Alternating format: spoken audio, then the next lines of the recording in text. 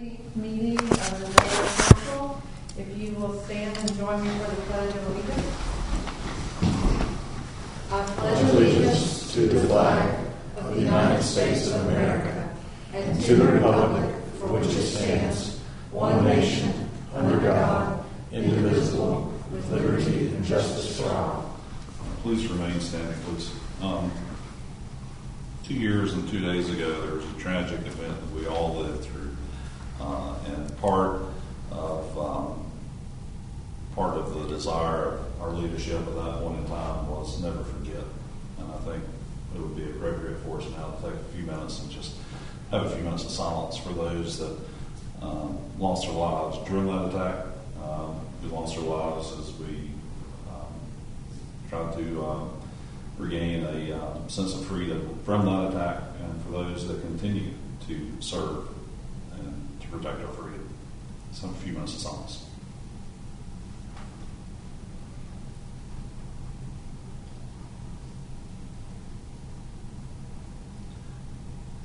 Lord God, I just ask that you hear our prayers.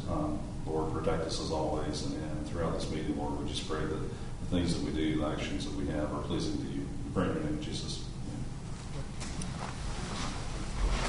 So that leads us to the public comment portion of the evening. I will also give a reminder, all public comments are limited to 3 minutes.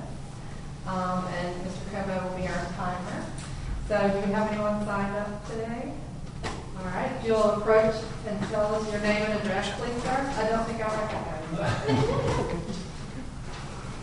Frank Capella, 3901 Voltaire Drive. Thank you for that moment of silence as somebody who was there that day in New York. I can just tell you that the pictures that you saw paled compared to what my eyes saw that day, and I'll never ever forget it. And I think not just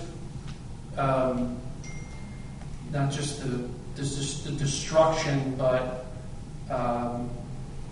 how life really hangs in the balance, and the things that it's forever burned. They say sometimes as time goes by, that has never faded. It's still in my head, and every time a year goes by, it just keeps reminding me. But thank you for that. I just wanted to give council a quick, actually ask council. I sent an email, I believe it was last week, regarding the 55 mile per hour speed limit in and around the Crestwind site. This has been going on now for about a year. Many close calls. In fact, I think it was last week, somebody at the fire hydrant right near the construction entrance. There are these Blue Max trucks that are gigantic running around in that area since the clearing phase. Very large trucks, as you all know, it's a very narrow stretch. So we, myself and our HOA president, had sent basically a note to NCDOT to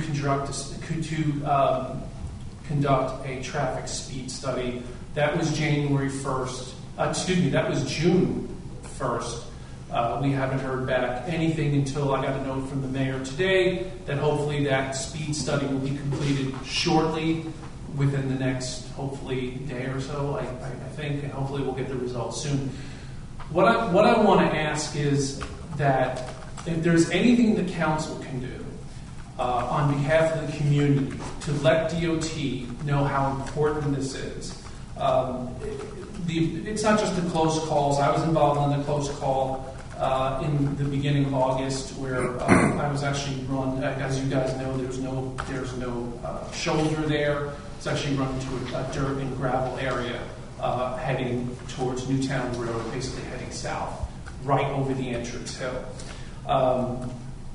So we're open to any recommendation. Our community is thinking about calling the news media to bring some attention to it. But anything, we're open to any ideas that you guys might have as a community, as our community representatives, to speak to DOT and whether you deem possible to speak with to address this problem.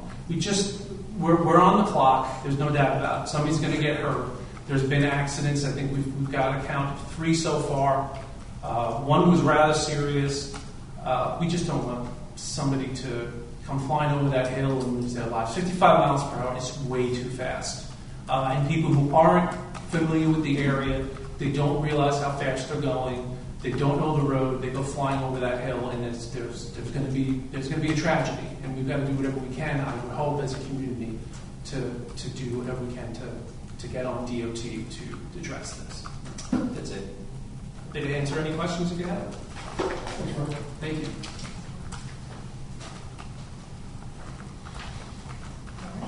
No one else? Okay. So let's close this out for public comments tonight. So there are a couple things I need to add to the agenda. I would like to add to the consent agenda the tax settlement of taxes that were collected in the fiscal year 2021. Mm-hmm. And the order to collect. Add that, and to approve that we can allow the county tax collector to collect our 2021-22 fiscal year taxes. I'd like to add that to the consent agenda. Okay. I also need to add job descriptions under the Parks and Rec report.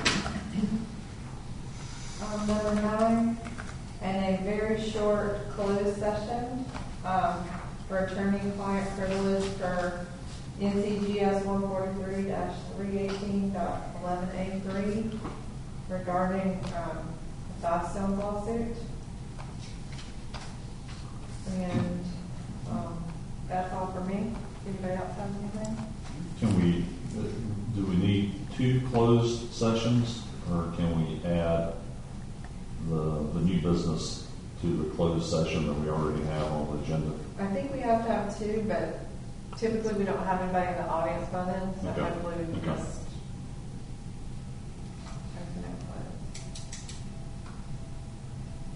Anyone else? Motion to accept the agenda as amended. Second. Any further discussion? All in favor? Now I'll entertain a motion to consider approval of the consent agenda. Second. Any discussion? All in favor? Okay. And then I would like to call up and welcome the urban forester Keith O'Haron. Welcome, Keith. Thank you.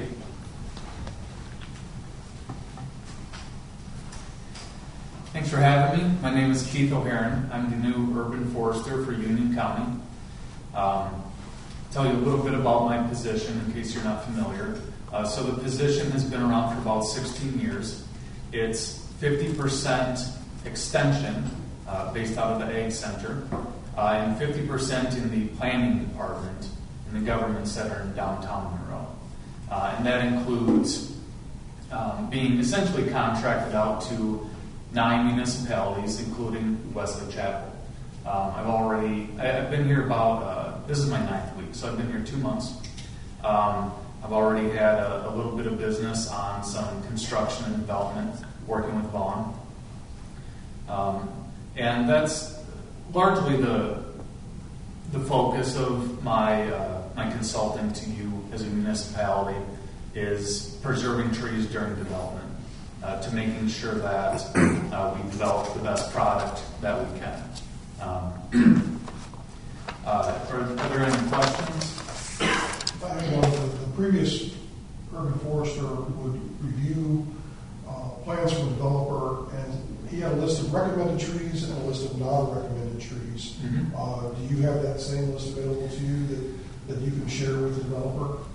That way the trees don't grow up and eventually 20 years later get into the power lines and cause all kinds of other issues. Absolutely.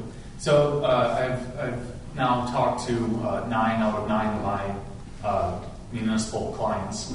And the number one request I've gotten is a species list, an updated species list. So I already have a draft.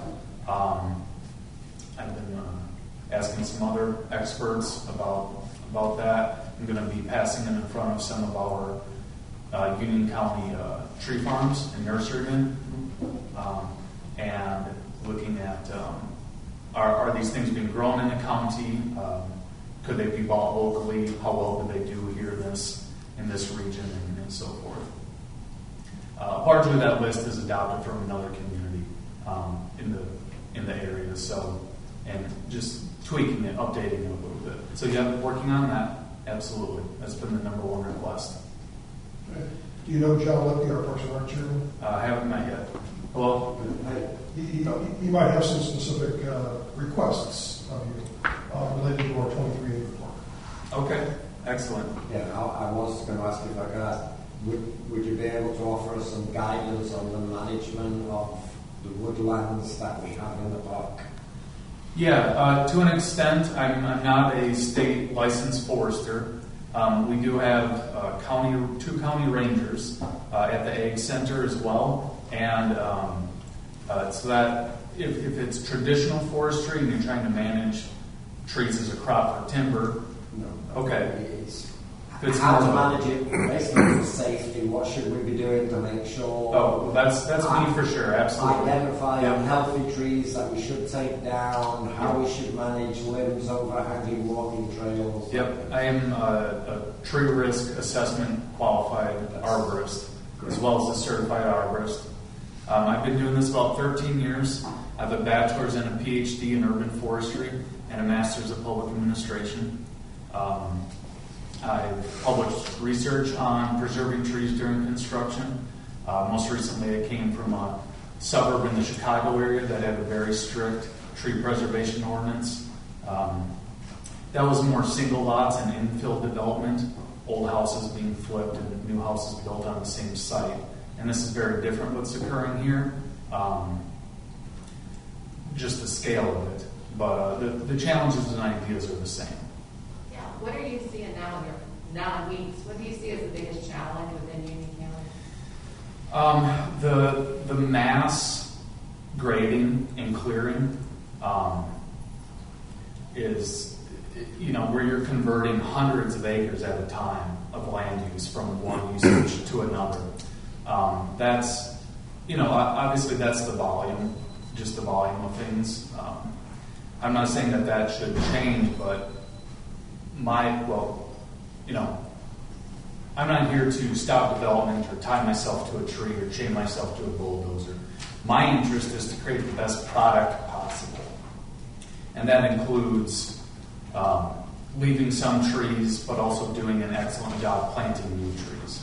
And that's another thing I've heard from a lot of communities is that they're not seeing trees being planted back correctly. They're simply not being planted correctly.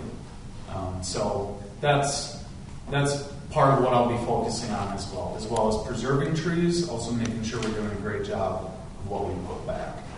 Are you a fan of when a heritage tree does have to be removed, mitigating that by diameter, which is I think what we've done pretty much in the past is you remove a 12-inch heritage tree or a 36-inch heritage tree. It calculates how many trees you have to plant in its place. And I'm never really sure that was the best way to justify it. I don't think it does justify the removal of a large tree. I'll say that. It helps mitigate the loss in terms of canopy. The number of and in your ordinance already alludes to a canopy percentage. It does require a 30% open space or canopy area set aside in major developments.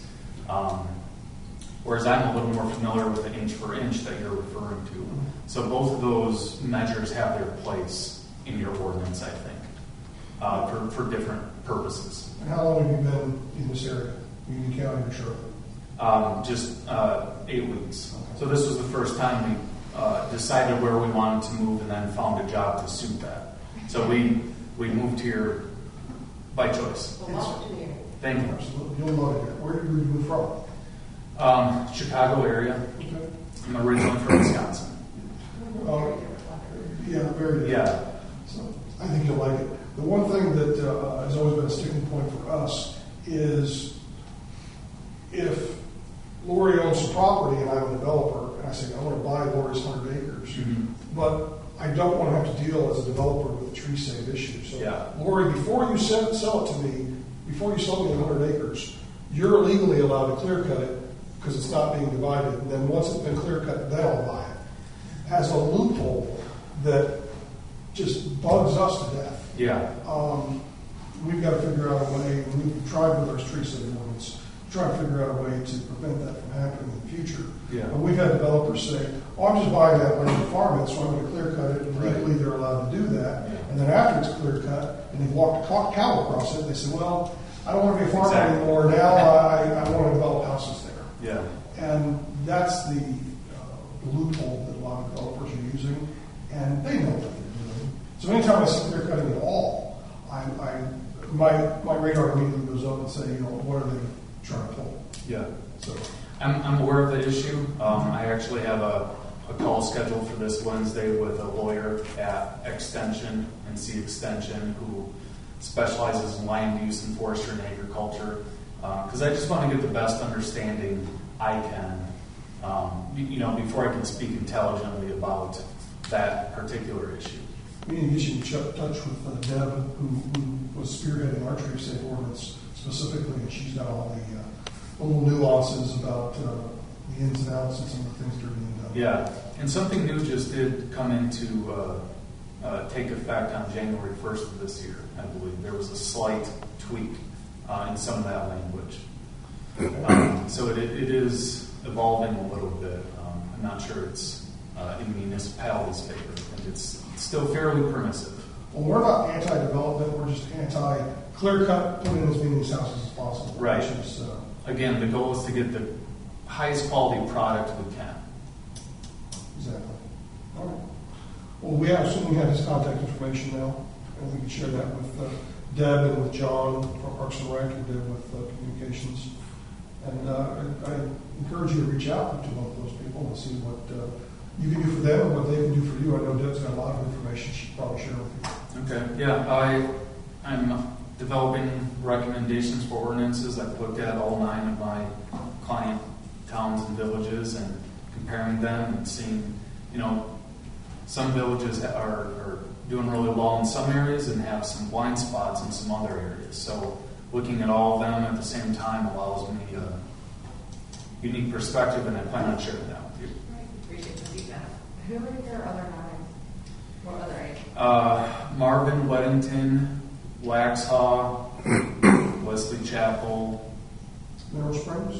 Mineral Springs, Stallings, Wingate, and Monroe. And then the county makes 10 unincorporated. So, Any further questions for Keith? Keith, thank you for joining us tonight. I really appreciate you coming Yeah. out. thanks for your time. You don't have to stay for the rest of it. so. Yeah, I will. Look forward to it. Thank y'all. Thank you. All right, so that leads us to our deputy report. Officer Wicker would come on up.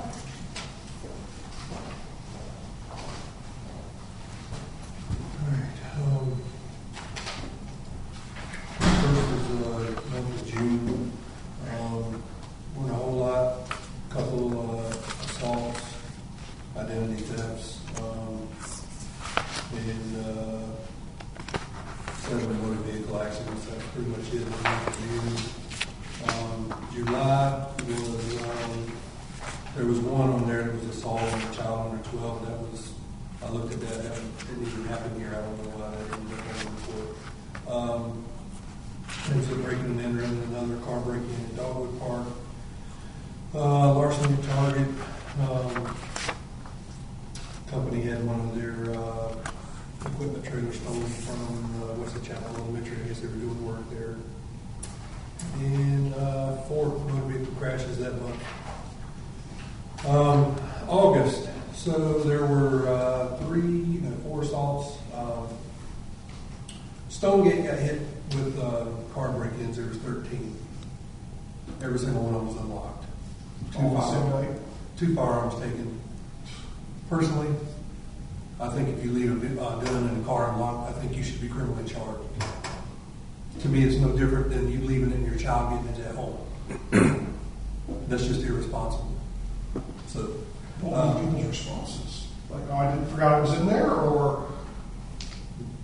typically, You probably haven't gotten my number yet because it's September, but car break-ins have started in at Price Mill.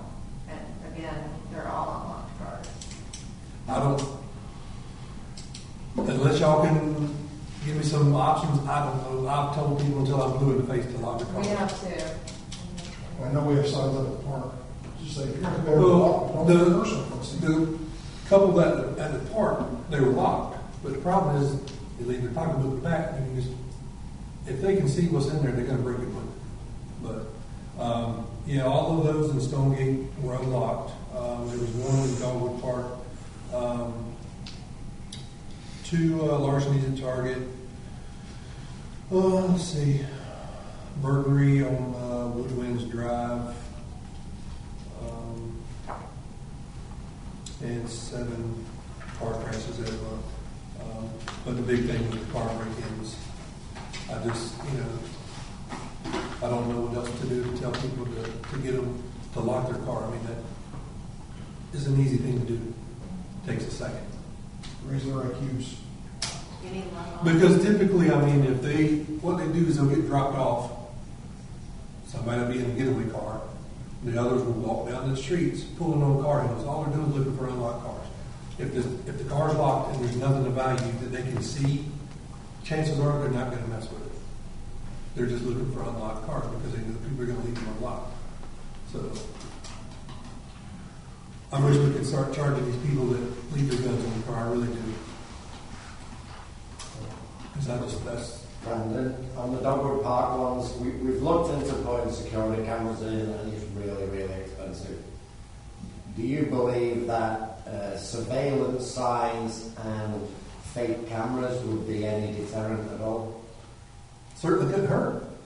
Yeah, fake cameras are kind of a mixed bag from a legal perspective. I'm not in favor of fake security cameras. They're cheap though.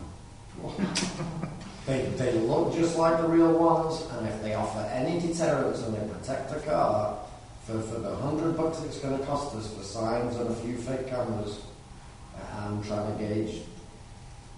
And most of them are happening 10 o'clock in the morning on. Okay. So, I mean, it's broad daylight. So if they see signs around and they look up and there's cameras on both. Well, I mean, you wouldn't necessarily have to have the dummy cameras, just signs saying, hey, they don't need to know where your cameras are. Yeah. I mean, I don't know how much sign would cost, but surely. Yeah, but in going around, like what you described, them walking down the street just checking around, no car alarms are going off or anything? No, if they're unlocked. Yeah, not for a lot. Well, I mean, like you were talking about, they're just looking for unlocked cars. It seems like they fit somehow. They know what they're doing. No, This is their no career. ring doorbell videos or anything else to give you guys a lead. There is, but a lot of them are wearing masks and hoodies and gloves, wearing gloves, so I hate to use the term, they're getting smarter, but, To move to a different problem, Underwood has been very quiet. Have we, it's just gotten quiet? Are they more accepting? I'm not saying a word because I don't want to talk about Okay, all right. it. And then, But no, I haven't heard anything. okay. And I've got a question related now that school is back in session. Are you finding more issues with traffic around school areas that need to be addressed, or that should be handled in? Whoever thought of that idea, great idea on Shannon Wood, didn't, that was not a good idea. Relocating elementary school driving. Because essentially you had 2 lanes going in off of 84, and now you condensed it down to 1 with just as much, if not more, traffic. So I sat out there the first morning that school went back in. 84 was a nightmare. Potter backed up from 84 way on down past, dare I say, the Circle Trace. Shamwood backed up. There was nowhere for these cars to go. So, I mean, I get why they did it. There's just nowhere for those cars to go.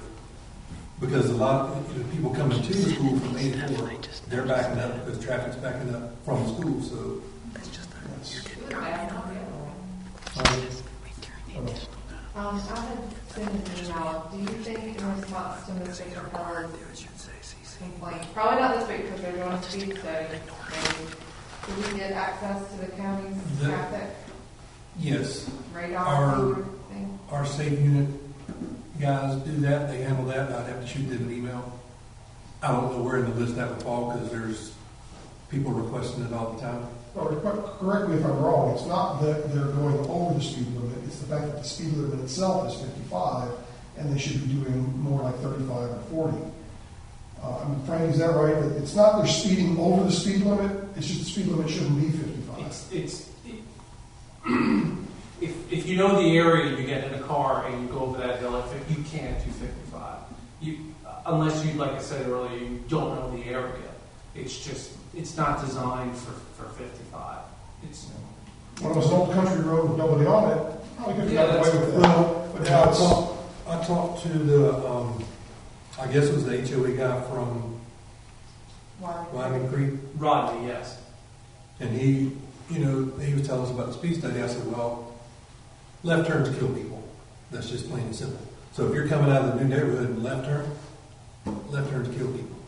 So what we suggested was contact DOT to see if they'll put a concrete median to prevent people from turning left. Yeah, you might be inconvenienced having to turn right, go down, do a U-turn and come back, but if it saves one life, then what's a concrete median? So that's what we suggested to him because it takes an act of Congress to get DOT to change the speed limit. Yeah, and during, just to go on that point, during the vetting of that was brought up to the builder and the developer when they said that. Oh, really? Yeah. Well, we also have to have a safe area to make a U-turn, which is another thing. Yeah, and actually, if you go down to where somebody would make a U-turn, there was another entrance. Mm-hmm. Preston's got two entrances, which is the one where the Blind Hill is, and then further down on the right, crossing the entrance to Winding Creek, is the construction entrance, which is going to be another gated area. I don't know how that would work, how that would possibly work.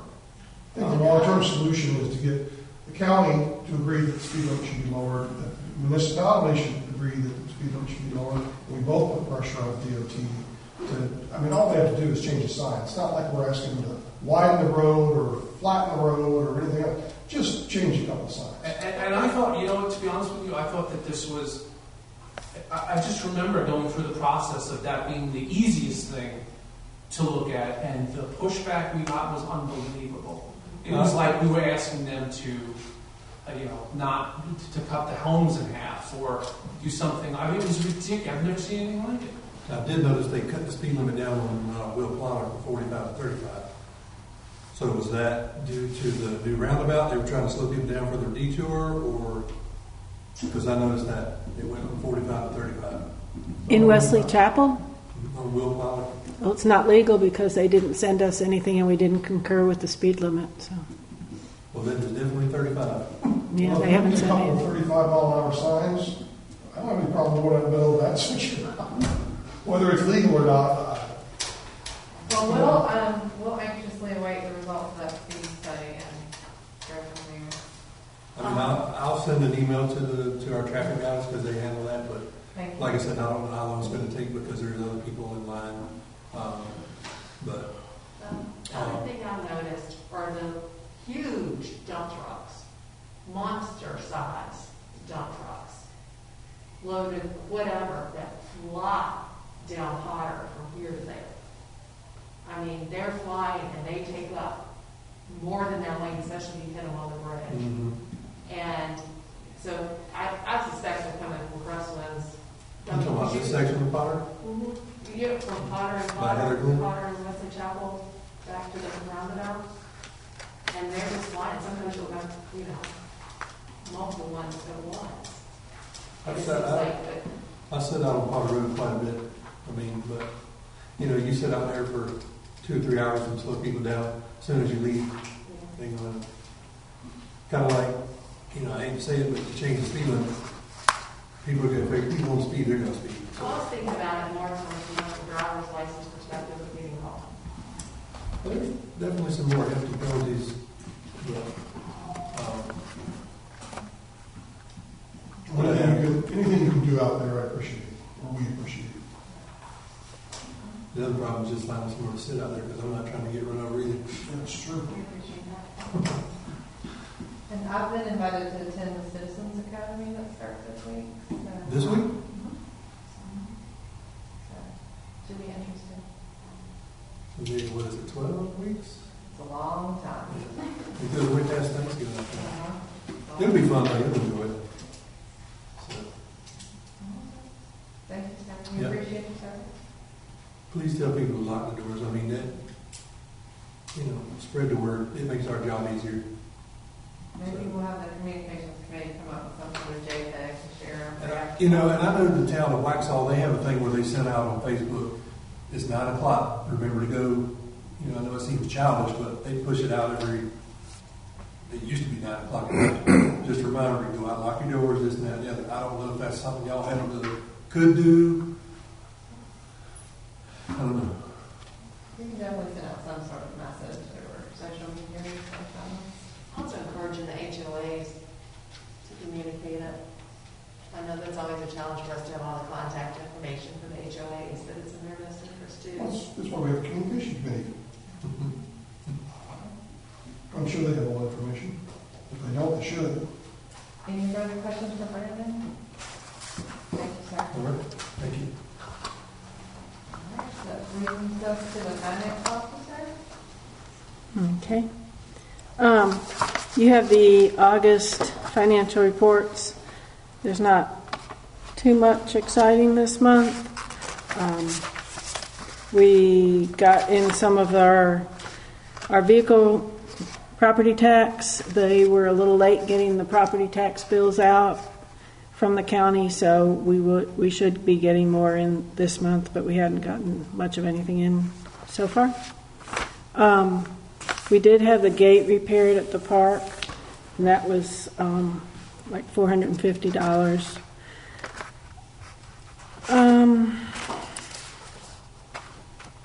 I told you, I reported last month that we had gotten in the first half of the American Rescue Plan funds. And I really don't have much of anything else there. Have any other instructions on what we can do with American Rescue Funds? They're still waiting for the final rules. They have the interim final rule, but they're waiting for the final rule, and they're kind of hoping it may open up some areas. And so they're continuing to tell us to take it slow. Cheryl, one thing you were talking about was property values.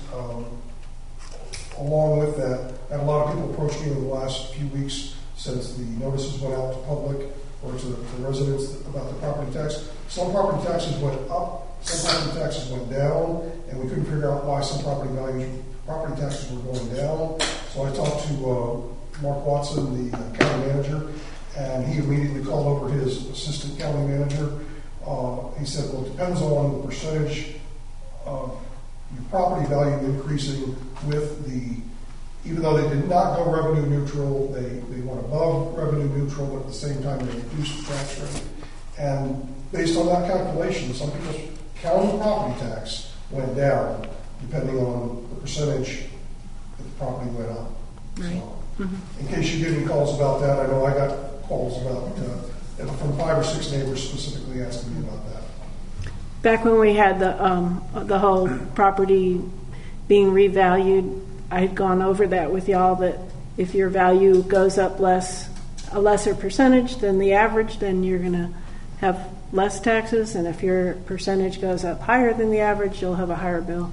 I think my bill changed by $5, and I forget which way it went, but it didn't go up at all, hardly.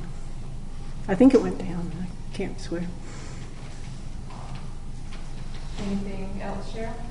That's all I have. Any questions for Cheryl? All right. Cheryl, one thing, again, this comes from Councilman Mark Watson. Because the money for the relief fund from the federal government is not part of our regular budget and will not end at the end of the fiscal year, the county is putting that money into a separate fund, not to be mixed with the regular fund, because it doesn't fall under our fiscal year. Are we doing something similar to that to keep the money separate because it doesn't have the same expiration date as a fiscal year budget? Yes, you approved an ordinance or resolution a month or two ago, and then we had estimated, and then we amended the amount when we knew the amount, and that was exactly what we put it into. Yes. So you have it listed on the fund balance section. Yeah, it's at the very well. It's kind of a liability at this point, so it's restricted there. But if you look at the last page of our budget report, you'll see it as American Rescue Plan income and expense. And we used to have a capital project fund when we were building Town Hall in the park, and it was the same idea. It went for 2 or 3 years, and this will do the same thing. So this will not get absorbed into the general fund at the end of the fiscal year? No. Okay. Thank you for clarifying that. And also, I just want to throw out, there will be a lot of rules, and there will be a lot of purchasing rules. We've never really had federal money and had to deal with federal purchasing requirements. So we, A, have our town requirements, B, we have state requirements, C, we have federal requirements. So we're just talking about a whole new ballgame. Well, we also have somebody who's been audited every year for the last 10 years that I've been here, and we've never had a problem. Right, but I'm That's just... a compliment to you specifically. Okay, well, I appreciate that, but I'm just trying to say that, and one of the things that they stress in all the Zoom calls, I have a Zoom call at least once a week, I think there's one tomorrow, that you have to, you've got what the federal government says you can spend, then you've got what the state of North Carolina says you can spend. You have to find that sweet spot where they mesh. So just because, like the federal said you could do broadband, municipalities cannot do broadband under North Carolina. So there's a whole lot there. And I do think that there's some great support, because we are certainly not alone in this. Oh, no, there's many towns in North Carolina that are in the same spot. They're small, county, federal, Definitely. and everything else. And I think from the things I've seen from the School of Government on, they're just really doing a great job to... Between the league and the School of Government, yeah. Exactly, to make sure the towns are on. And again, we did not get millions of dollars. There's still that, we got about $500,000. So we did not get millions of dollars. But to add to that, the county got $41 million, and when they were talking about this at the county level, their first comment was, the county got 41, but all the municipalities had together got 90, so we should try to get them to give us some of that. Not ours. Okay, so any further questions for Cheryl? Okay, so that moves us to the planning board report. Any comments from the panel? I will share that Deb Blitz's husband passed away on Friday. The obituary and the services online, I think it's at Heritage and Matthews on Sunday too. The receiving of friends afterwards. So if you'll just remember to keep her family in your thoughts and prayers. So Vaughn, what do you have for us tonight? As far as the meeting last month, we did have a couple of different items on the agenda. One was to continue the discussion of the RA40 district, and the planning board made some recommendations to send back to you. We also reviewed some amendments to the temporary sign section of the zoning ordinance. That section of the ordinance was redone maybe a couple of years ago. It was done well in how it was composed, really, except for that temporary sign section. I think that Amy and Cheryl, when they were dealing with permits, had been running into some roadblocks, and it didn't really seem rational how that was being done. And so we proposed some amendments to the planning board who have recommended you look at them, and I think in your consent agenda you set a public hearing on that for the next council meeting. As far as other stuff going on, major things, I think we're probably at the point now where Carolina Pets is probably going to have their site plan approved within the next week or so. We had a video conference with them finally to actually get a chance to talk to them. I think it was mostly stormwater related, and so I think all that's been worked out now. We also do have a site plan under review now officially for the vacant lot behind Target for a coffee shop. They've been talking with Bonnie. I have not heard back from them in a couple of weeks now. Is that in place of the vet office or in addition to? This would be where the Fifth Third Bank was going to go. Oh, I'm sorry, Yeah. I thought you were talking, Yeah. shopping center. So they've proposed that there. As with everybody, I've been for a couple months been telling them to talk to the county before you even think about talking to me, because if you need to get water and sewer, you're going to need to talk to them. And I guess there's been some, at least rumor now, I don't know what happened, but that the county was going to go back on that, and things may be coming back. So besides that, just normal goings on, day-to-day stuff. Lots of phone calls. And we still, there's still lots of questions about the clearing on 84, but we still have not received any sort of application or No. inquiry. So we're still just assuming cleared it for timber. There have been one of the areas of town that I've received the most phone calls about recently. I think some properties actually changed hands down there. Is at Newtown Road on the southeast corner of the where the roundabout is now, and as well as across on the northeastern corner of that intersection. There's been a lot of people interested. Somebody actually sent me a kind of sketch for some of the property kind of across the street from the school. But haven't heard back. Yeah, residential. Have not heard back from them after we explained some things in the ordinance to them. That's how it often goes. Any further questions for Holland? All right, so that brings us to the Parks and Rec report. What about number 10? Oh, I'm sorry. Okay. So the Parks and Rec report, including changes to the sponsorship policy, park rental policy, and a potential job description. Hi guys. I'd like to thank David for the September 11th remembrance in gratitude to our servicemen.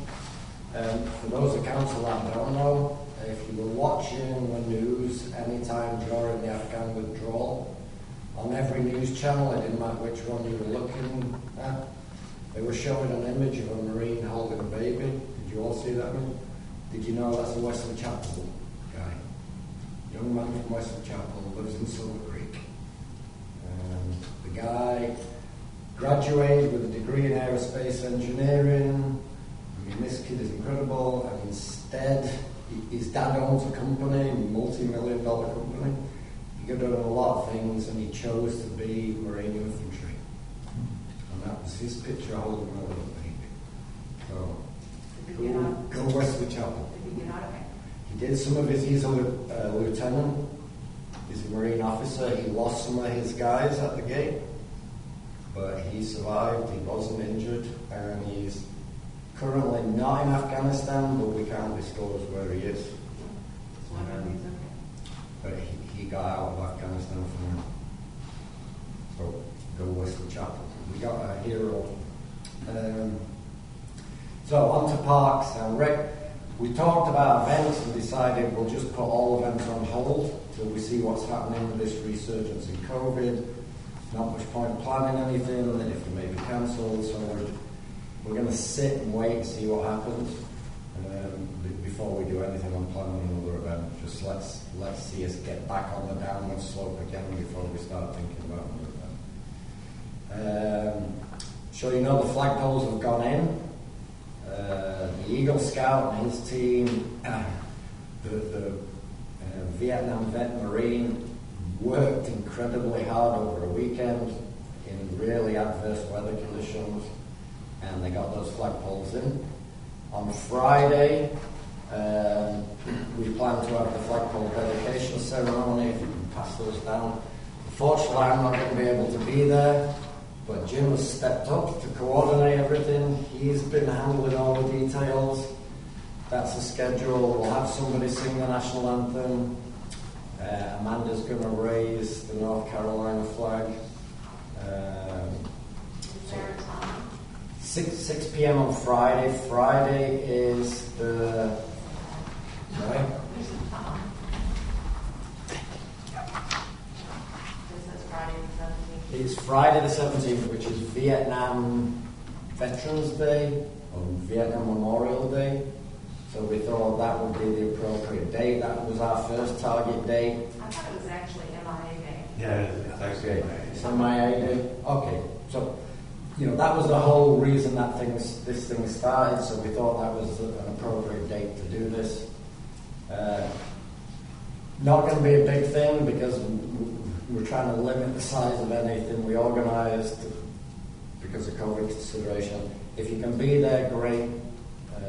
Nice to have you. I know Amanda's going to be there. David, I know you've kind of been. Have you contacted the Tri-W News and the Union County Newspaper?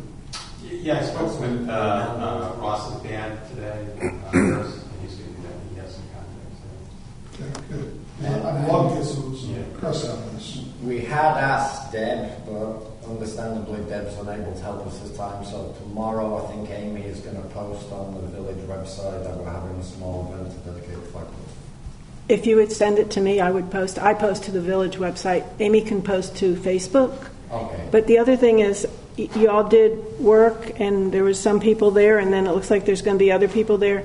I need the insurance forms and the waivers for anybody that does work at the park or participates like this. Okay. For the installation of the flagpole. Yeah, and if I don't know I'll follow up with exactly Harris. what anybody that volunteers at the park. Mm-hmm. Okay. I'll get those from Harris. All right. Right. So that's the flagpole thing. Excuse me, one more question. Do you want this to go out on the sunshine list? I thought this was supposed to be just a small thing. We don't want a huge crowd there, so... So no or yes? I want some people, but not a huge crowd, so... We were just going to post it on Facebook. If you can be there, it would be nice, but not actually... not trying to make it like a park music event with 1,000 people, but it'd be nice to have 20, 30 people. So do you want me to send it to the 530 people on the sunshine list? You do? We're Okay. going to get that many showing up. Okay. 6 o'clock on a Friday. Yeah, just say the VFW Honor Guard, they have like 20 people. I don't know if they're going to get on a bus, so the VFW posted the trail bus over here. So we might have 20 in the Honor Guard. And I saw some emails flying back and forth today about the sound equipment. Are we going to use the small portable system? Yeah. Okay, because that's a real simple thing to do. Yeah. Not much to it. Well, you don't know how done yet. So we're probably going to pick it up.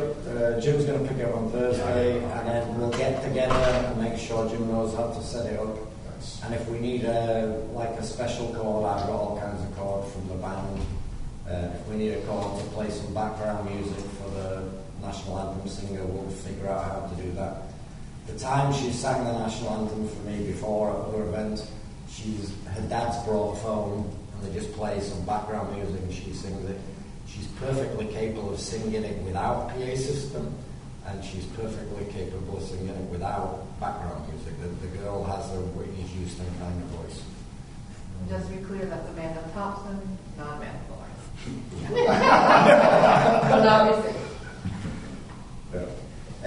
We had a long discussion about basically, Cheryl suggested it's really an amendment to the rental policy, though in some cases it doesn't include rental. So, as you will be aware, the conditional use permit for the park for a special event, an advertised event, requires that the organizer follow the temporary use permit process. That's what we do when we have an event at the park. But things have come up where people have said, hey, we're organising a group of homeschooling moms to get together at the park. And then they posted that to a group of several thousand people on a Facebook page, and they're like, whoa, hold on, you're advertising an event at the park. Well, I said, we're not advertising, we're just posting it on Facebook. So, it raised the issue that what are we going to do with future requests we have about groups using the park? So we discussed what's advertising, is posting in a big Facebook group advertising, is it not? We kind of disagreed on that. The concern basically distilled down to denying regular park visitors access to the park. And that's kind of related to the availability of parking we have. So we kind of came up, I suggested a policy that basically, if somebody calls a village and says, I'd like to do an event at the park, the first question is, are you a commercial business? Are you a money-making venture? If the answer is yes, we're a money-making venture, here's a rental policy, fill out the form, give us some money. These are the rental rates. If they say, no, I'm not a commercial business, it's a bunch of moms want to get together with their kids' homeschool group, for example. So they're not a commercial business. They're like, well, how many people do you expect to arrive to come to this event? If they say, 10, probably 10 cars coming to the event, that's not prohibiting any other park visitor really from visiting the park, because we've usually got 10 spaces available. So in that case, we'll say, go ahead, have a blast, you don't need to do anything. If they then say, well, we're probably going to get 50, 60 people there, then it's like, well, now you're starting to impinge on other users. Tell you what, you can do your event at the park, you're not commercial, you got 40, but you got to park on the grass area. And then that way they're not denying everybody else use of the parking lot or the park. If they say 75, 80 people, that's going to fill the parking lot, the policy applies, you've got to fill out a temporary use permit and all that stuff. So we're basically providing Amy or Cheryl with a way to handle those requests for group activity at park. I don't know if the language got to you that was suggested. So basically the request to council is, the recommendation is to accept that as how we deal with those situations, how the village deals with those situations. Yeah. So the 3 to the 47 spaces, we require the apartment church? Yeah, they'd have to make their own arrangements, they'd have to do the temporary permit process, they'd have to get a crossing guard. These are all the requirements of the temporary use permit. I just wanted to make sure I was understanding. That's the way I understood it, so I read it. Those are the requirements of the temporary use permit. Now, one of the things that came to mind as you were talking, it's like, oh, they want 50, 60 people, and so we get a lot of parking. What if they bring in a bus of 50 or 60 people? Have you thought about just the number of individuals in the park outside of parking spaces? We didn't discuss that. Now, that's already happening. I know Sandrock Karate, they take a bus full of kids over. It's not a huge bus, but they take 15, 20 kids over to the park in the bus. But it doesn't stop anybody else because all the other parking spaces are open. It's a small bus. So they're a commercial organization. Yeah. So, On a nice day, instead of them doing a karate routine in the dojo over there, they go out and spread out the park and do it on the baby show. should we be telling them they got to pay to go to the park? Then what happens if they don't follow those exercise groups too? Well, no, see, that's a small group, less than, it's It's a- not Sometimes commercial. it's not a small group. Well, I've been there many mornings when they're exercising. It's less than 10 people I've seen. So, But we also didn't let the schools run the trails either. correct. It's not that. Well, that's under the no organised sports events at the park. And that was more like 30 kids per team, 2 schools, 60 kids plus parents. They were They flooding did the the park.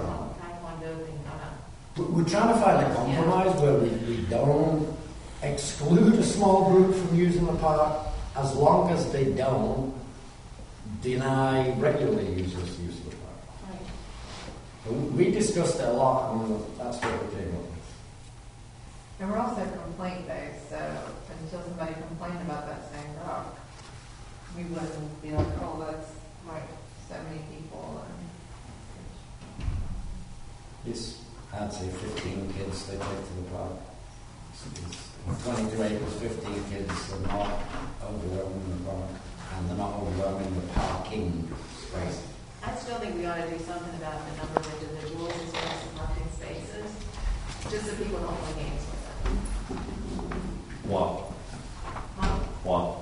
Because I think what you get is, you could have 10 of those small shuttle buses come in, and now the park's pretty busy with a lot of people, and I went there to have a quiet, afternoon with my family or whatever. So I think there's a balance there of how many people can you really have in there without it impinging upon the regular park visitors. That's what I'm saying. The problem we discussed during all this discussion, who's going to police it, who's going to enforce it? Again, it comes down to the right. What we wanted was to kind of address Amy's concern. Somebody called me, they wanted to do this at the park, can they do it? And that's basically what we were trying to arm Amy with how to respond to those calls. And make it fair and accommodating for small groups and not detrimental to regular parkers. And that's our compromise. No, I feel like it's spot on, John. I mean, the bottleneck is definitely the parking, to Lori's point, if a bus of 20 to 30 kids came in, as long as there's, proper supervision, I don't see any problem with that. I don't feel, maybe I'm being Pollyanna, but I think there's plenty of space there at that park for as many people that would want to visit that park to do that. Whether, we have a 1 car or 20 cars are the issues. I was thinking about the mother's Facebook group and them getting together and looking for ways that we can carpool and everything else, and we'll all have parking, but we'll have a really good crowd. That's what I was thinking about when you mentioned the mom's group. Well, it can be like anything we do here. We try it. Modified as We we don't go. have a problem. We have a problem. We make it in. Throw it back to Parks and Rec and we'll figure out how to solve the next problem. No, I think they spent a lot of time on this and looked at a lot of different scenarios, and I think this checks as many of the boxes as possible for now. And we'll manipulate it as we go if we have to. So, I'm a little confused. And number 1, it says any profit earning business or group, regardless of group size, you would have the temporary use permit and rental agreement and fees. But then the next one says if it's a small group, no permit or rental agreement. So I'm not sure which it is. Meaning, if it's a business and they are making money, so the basis of that discussion was, okay, you've got a commercial preschool in Concord, because we were relating it to, I think it's the Matthews Park or Stallings Park, and they bring down busloads of kids to use our facility, and they're charging those kids $60 a day, the kids' parents. They're making a lot of money. If they want to come with a busload of kids and it's a business, they should be giving us something for the use of the park. So what if it's a church preschool? We've had a church preschool on our... Yeah, that's not a money-making business, is it? Oh, it's not? I don't know. I think church preschool are nonprofit. I thought they were Yeah, non-profit. I think they're nonprofit. Well, again, it's not a perfect policy, but it's a good starting point, and it gives Amy something when she gets a phone call that she can work with.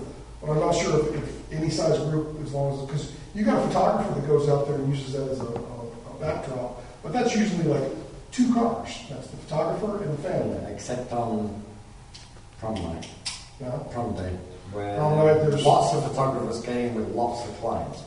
We did talk about possibly the need for a what do we call it, a location fee for photographers. We didn't add that there, but I know other places, you want to, the botanical gardens, you want to go do a photo shoot there, you got to pay a location fee. The wedding pictures, prom pictures. For number 3, where it's 16 to 47 spaces, it says double check if the temporary use permit and rentals are needed. So do we need one or do we not need one? I put 3 questions down on the bottom. Are you reading the 3 questions?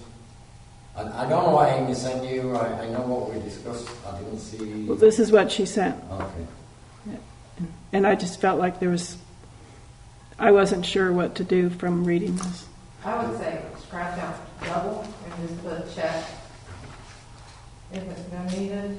Well, is it needed? Is it or not? Is Commercial it not? business, I they don't need know. one. If it's going to fill out the parking lot, they need one. Those are the 2 criteria. The 16 to 47 So spaces. then just say. You do need it. Yes, Okay. rentals are needed. Okay.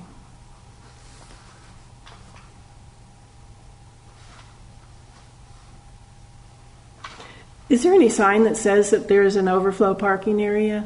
I don't think I've ever seen one. No, there's not. Do we need one? We've not encouraged people to park there, but there is on the CUP drawings that's designated as overflow parking. There's 40 some spaces on the grass designated as overflow parking. Can they access that, or is there a chain link up? No, they can access it. There's a space between 2 big white rocks where they can get in there. Okay. So So it'll just be word of mouth, we'll tell them.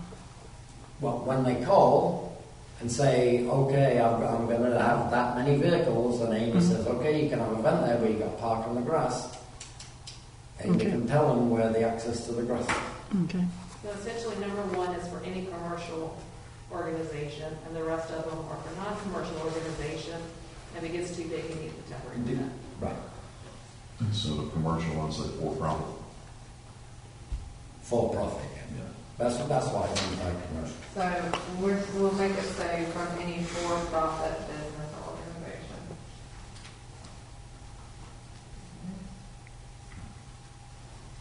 Then do we need to take action on this? Other than, I don't think so. Other than to all agree, we can amend the rental policy to include this. So wouldn't we have to, we have to make a motion to approve it, right? Should we see a final version, as we've talked about several changes here? I think I could probably summarize most of them in my motion, if we're ready for that.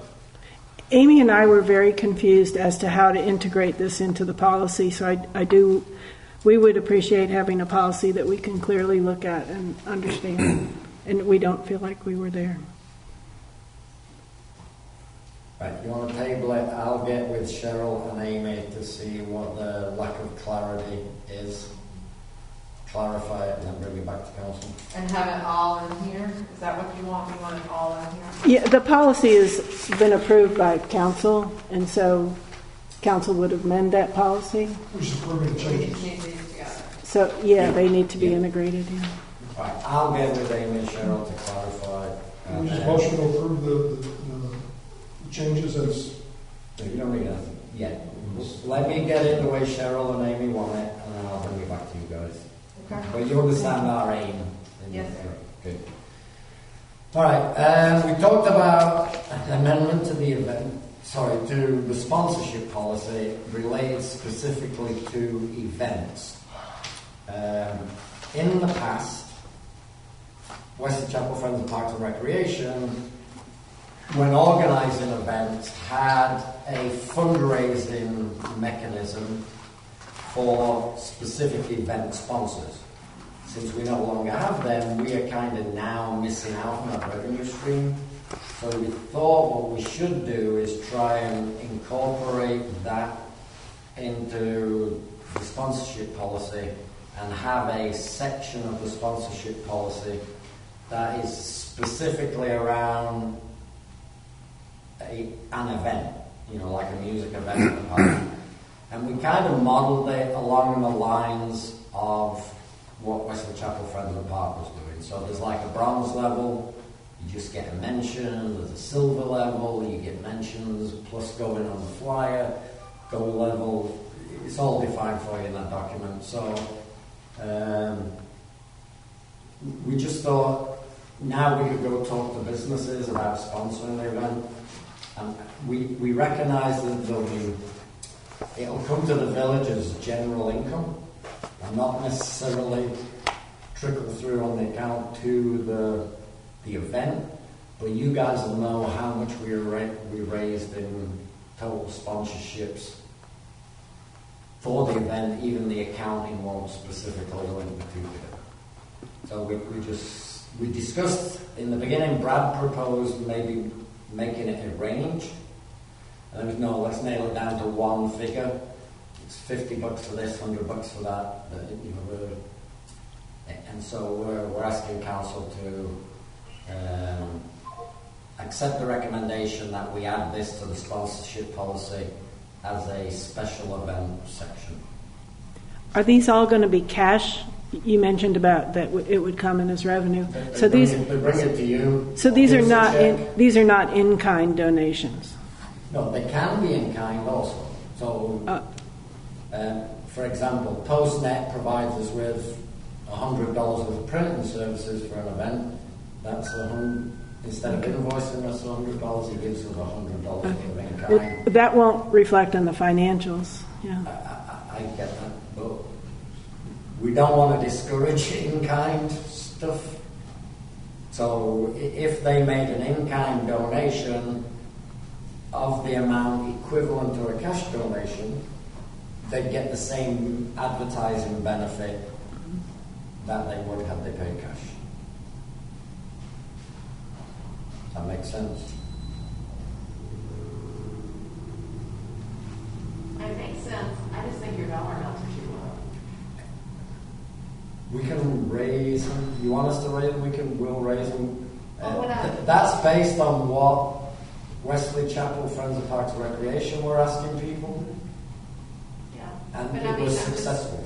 I'm just looking at $100 and you get printed in the program, you get a logo on a t-shirt, you get, it just seems like a really too good a deal for $100. That's all. That was my thought also. But Brad had discussions with Sandra about what the levels were, and we're modelling it after what we know has been successful. But those numbers were probably set 10 years ago, or 8 years ago, whatever. 4 years ago.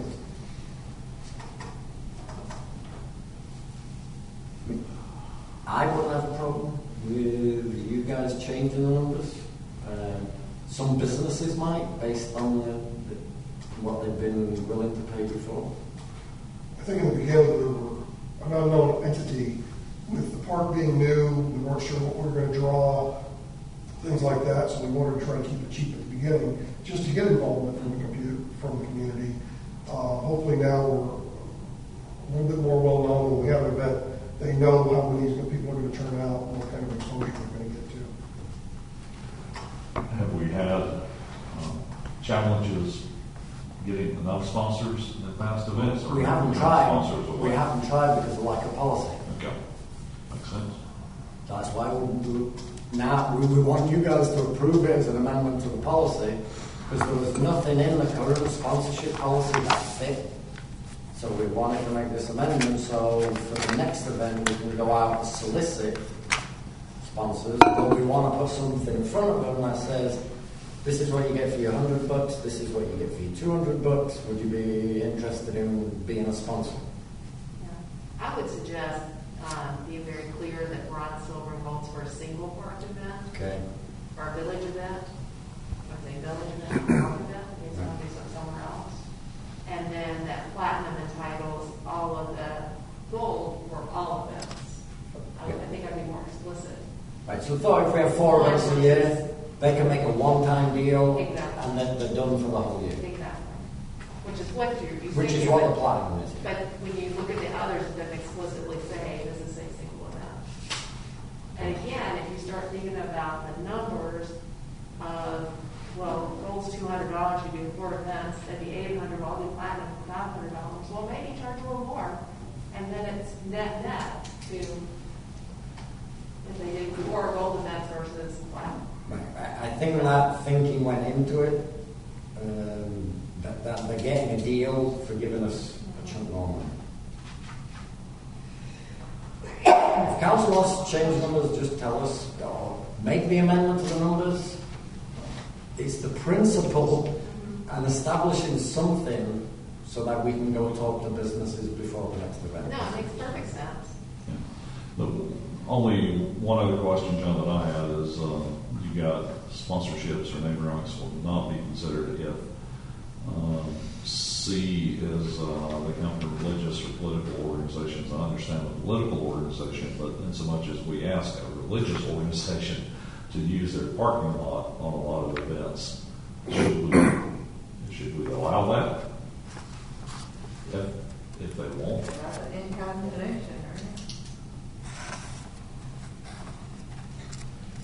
I think where Brad was coming from on that one was related to the existing sponsorship policy. There's some language in there about religious and certain kinds of businesses we will not accept as donations from.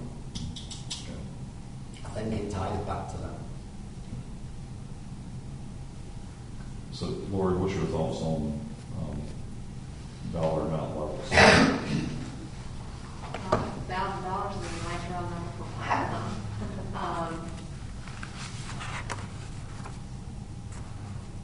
think, yeah.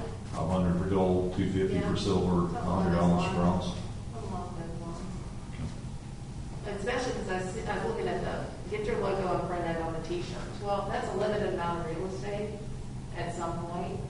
And then what's it going to cost us? I haven't done the t-shirt pricing in pages, but does each little logo cost extra and everything else because we don't want to end up costing us more? And And the what print, we get from that, for if example. you read it, the print run is only for people who are working the event, the volunteers and stuff, so it's not going to be a massive print run. No, but still, just the charges to do Yeah. whatever gets printed on there. I don't know how that works these days. I think 1 or 2 sponsors will pay for the print run. I know somebody who prints my brand t-shirts. That's very inexpensive. I buy the t-shirts for like $5 a piece, and for very little money, she prints them for me.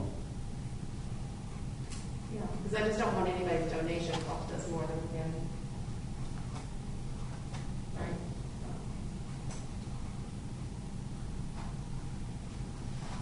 So we need to take action on this. I don't care what changes you make. I just need something so we can move forward and start looking for sponsorship from businesses.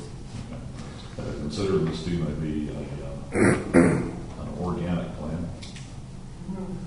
I make a motion that we change the sponsorship levels to where platinum is $1,000 minimum, gold is a $500 minimum, silver is a $250 minimum, and bronze is a $100 minimum. And with those changes, accept the policy.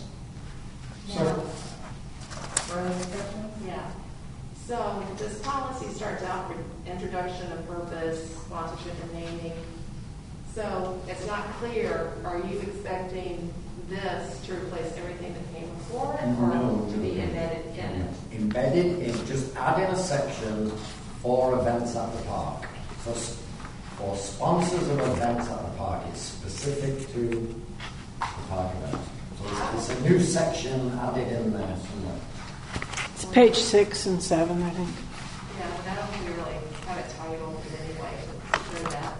The other thing is, do we want to limit it to park events? I mean, I'm just saying, what if we decide we're going to do something out here in the parking lot? It says right on page 6, the general guidelines, and it says at Dogwood Park or any other village property facility. I don't have page numbers for it. It's right before the bronze and all those levels.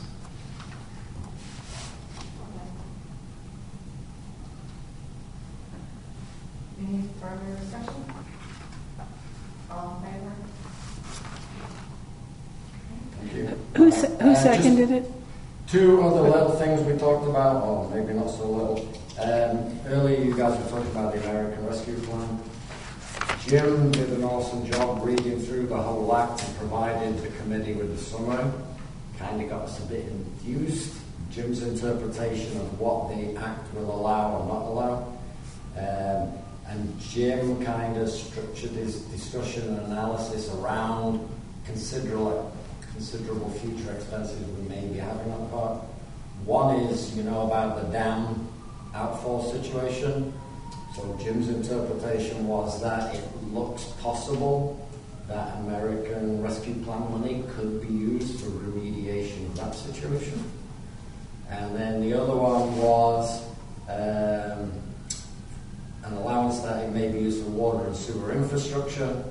And you probably know when we received quotes to install a restroom, which is in the future plan for the park, the biggest by far cost component of a restroom is water and sewer.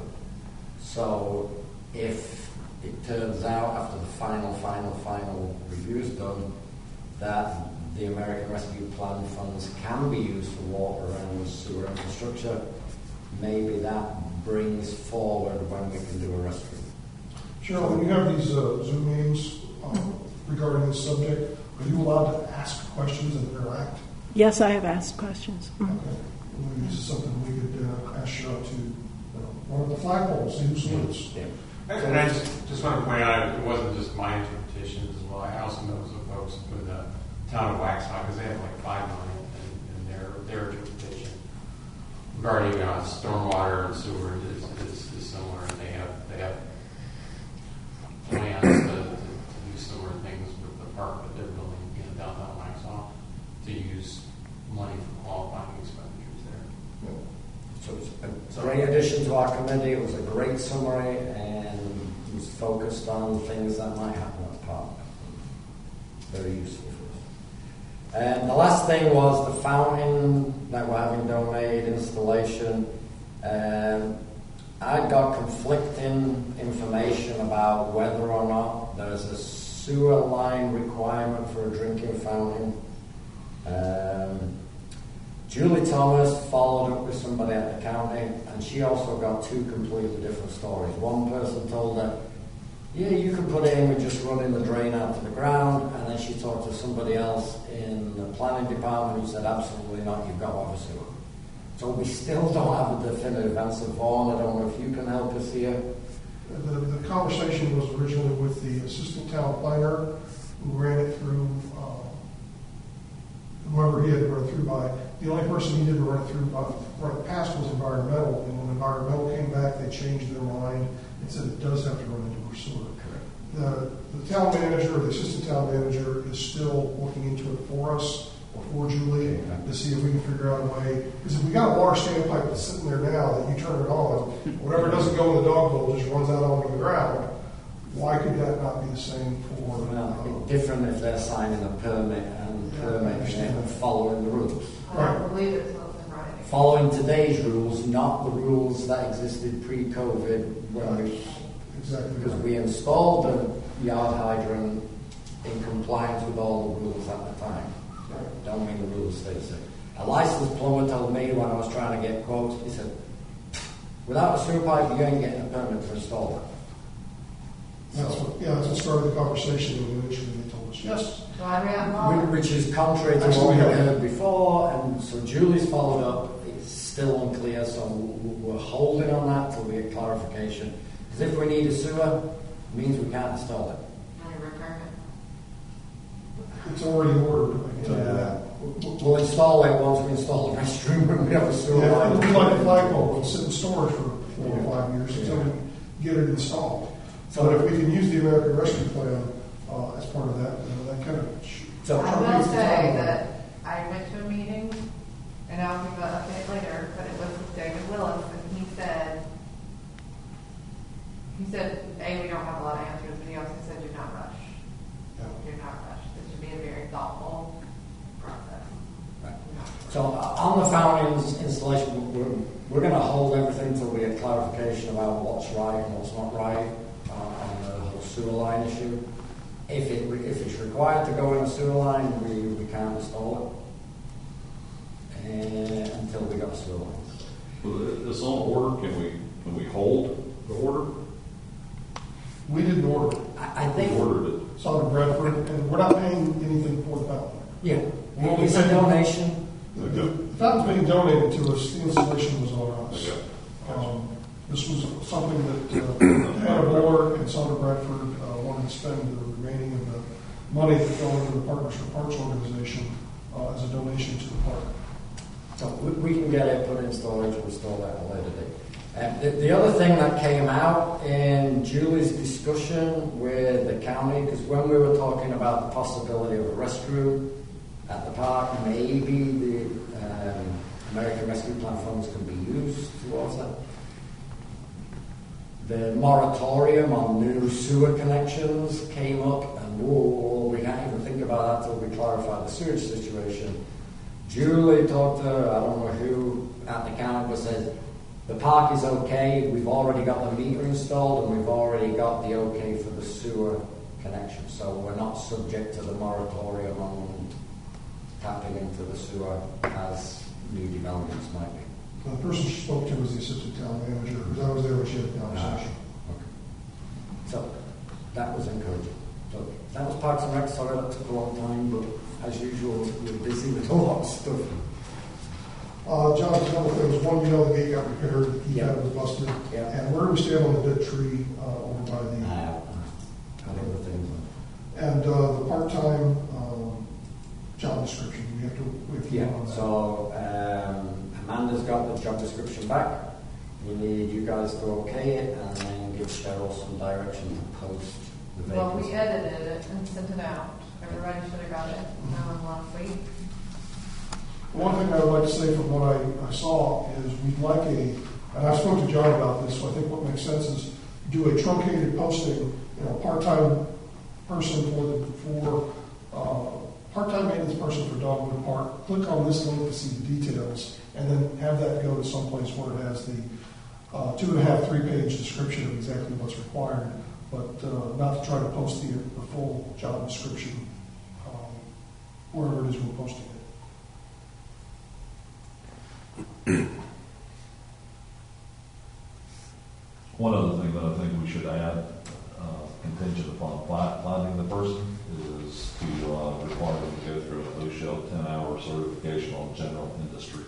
I know they're not going to be doing a lot of heavy lifting, but the last thing that we want to do is put ourselves as a village in a position to where we have not asked this person to be certified for all safety requirements. And here too, PPE requirements, gloves, hard hat, Yeah, that should be boots. part.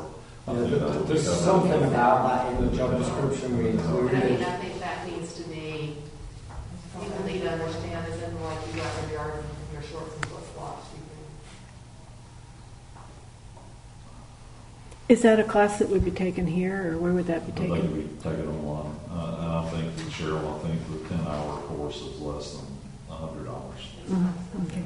Yeah. Is that at one time or is there a renewal I'm not sure. on that? It's been a while. Just a question, if you're going to mandate the use of steel toe cap, are you also going to pay for the steel toe cap boots and the hard hat and respirator and whatever PPE you mandate? I don't know that we get that deep in the weeds with, I'm just saying, with that position, but I think that we need to do all we can as a village to make sure they're aware of Absolutely. of the need for that equipment. Isn't this part of the reason why we use the master group to come up with this job description in more detail? yeah, but I don't know that they've ever worked in industry with safety requirements and safety protective equipment. And I'm just telling you that they go out there and they don't use hearing protection and then they complain what happened on the job. They go out there and they run over their foot and, oh, you didn't have the right shoes on. Oh, you weren't wearing gloves, you know, or whatever. I think you there's can liability address associated with you can address some of that, I think, in the interview process, because there'll be applicants who have industry experience and there'll be applicants who don't. That brings up a good point. Are we going to put a deadline on accepting applications, or are we just going to accept applications until we've got a stack and then decide to go through it? I mean, I think you put a time limit on it initially and see what you got. Yeah. 30-day Accept time it limit, for, or- send it for 2 weeks and see what you got. Yeah. I know Leave it that open if you have to.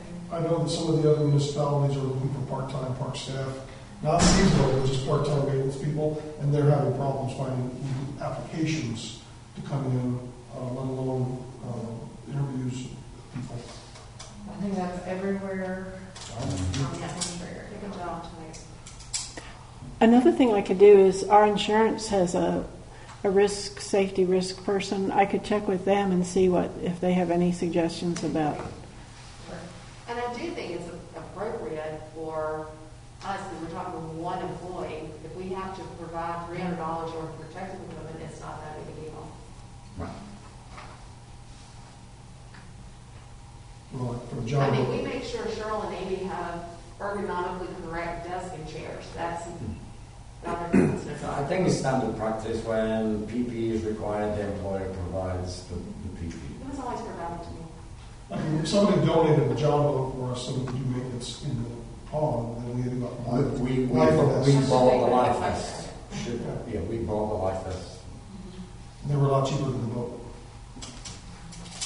So do we want to approve this pending adding the OSHA certification and Cheryl checking with the insurance about the risk? Because it does say in your working knowledge of the hazards of the work and related safety precautions. So we could get from the insurance company what these risks are and how we should be mitigating them. Just And make I sure agree that with Mike that, you know, a short, hey, here's the posting you see on Indeed.com or whoever it is, wherever we post. You know, it's like we're looking for maintenance, outdoors, heavy lifting, groundskeeping, whatever, and then you want to see the entirety. It's here. We've pretty much always done that. Yeah. Yeah, sure. it's If you're going to check with the insurance company, please clarify, these people will not be mowing the grass, so they're not going to use lawn equipment, they're not going to be cutting down trees, they're not going to be spraying insecticides. No, But- they're doing well- tree cutting. That's in the tree cutting. I thought that was part of the landscaping. Okay. Well, I don't think it's because we have a landscaping crew, we're excluding this person from doing some of the same thing. Right. Okay. No, And they are going to use a chainsaw. That's Yeah? Right. But pesticides, we're going to get pesticide approved. they would have to take a class to do pesticides. All right. Well, check into it with the insurance company, and I like David's idea of getting them OSHA certified, running through the class they need. I just hope we get inundated with dozens of applications, because I don't think we're going to get an influx of too many. So where do we want to advertise it? We can, where we normally do, like what, A lot of times we've used the league, but this is sort of a different type of position. We can use the Chamber of Commerce. okay. We do pay to be a member. We can do that for free. There's also a North we can Carolina do Parks and Rec Sunshine Law. website that I have access to through the county that I'll send you the link for. Okay, that'd be good. And they have a specific section on job postings. Okay, that'd be good. Any update on the pond, the overflow, and the engineering? We got an email from Bonnie saying they're 90% done, 95% done, and to expected this week. Right? We should have it in just a few days. They've already done most of the work. Yeah. So the work's been done, we're drafting the report, the recommendations, and we're expecting it anytime. And I would ask that before the 17th, we follow up with the whoever's in charge of contacting the media, whether it's the Tri-W News or the Union County Weekly, make sure they're going to be there on the 17th. Okay. Jim's got the 17th. So do we need a motion to approve the job description for posting? And are you approving for Amanda to go ahead and interview, or I'd like to see what we get as far as applications first. But I don't have a problem with it. What did we do when we did the last job posting for the admin for each job? Jan and I reviewed the resumes, and then we set up interviews with the top candidates. So, John, I don't know if you want to be in on the interviews with me? I think it's all defined. I motion that we approve the job description, move ahead with the posting, and allow Amanda to sort through whatever applications come in and report back to council. And schedule interviews. And schedule interviews if need be. I'll second that. Any further discussion? Jim, did you have something? I was just going to make a suggestion on advertising the position, because it's the kind of role that would appeal actually to a number of people that live where I live that are active seniors. They're looking for something to be active, not employment to earn money. And this is the kind of role that, candidly, somebody who has to support a family isn't going to apply for it. So I've already talked to a couple people in my community, but I think if you advertise it in kind of like a local, the Tri-W and other, HOAs. Well, I can put it out to the Sunshine List. Yeah, you might get better traction than broad. But Cheryl, we have funds to advertise this. Not really, yeah. You don't have funds for job descriptions or advertising? Okay, well, let's try the easy I mean, maybe a places. little bit, but Let's try the free places first. yeah. Well, cheap is free. And then if that doesn't bear any fruit, we'll step it up. Right. All right. So, is that a motion? That's the motion. Second. Any further discussion? All in favor? Okay, thank you, John. Thanks, John. That brings us to recommendations from the planning board on changing the uses to the RA40 district. Consider calling for a public hearing. Colin?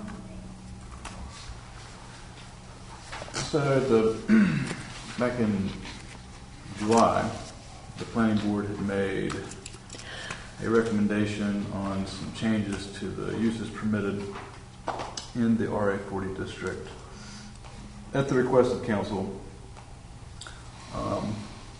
And those were discussed at the August council meeting, and said the planning board at their August meeting revisited the recommendations and came up with a revised recommendation regarding the uses permitted in the RA40 district. And these recommendations focus primarily on changes that had been previously made.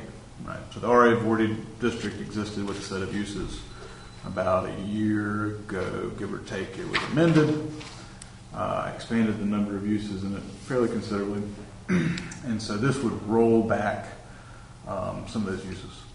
The planning board had recommended that the following uses be taken out, or the uses that are listed, I won't go through them all, uses listed there in bullet form be removed as permitted uses from the RA40 district, and additionally they recommended that the agribusiness and agritourism uses be made special uses in the RA40 district, given some of the concern about the scope and extent that those uses could occupy on land and how intensive they might be without any additional scrutiny in areas that could be in very close proximity to residential areas.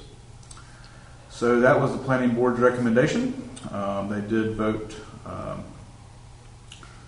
3-1 in favor of making the recommendation, and the statement of consistency remained the same as the previous recommendation, which is policy tool goal 2, which this recommendation, since it does seek to limit some non-residential uses, that's consistent with that policy that tries to limit commercial development outside of the areas designated for such on the future land use map.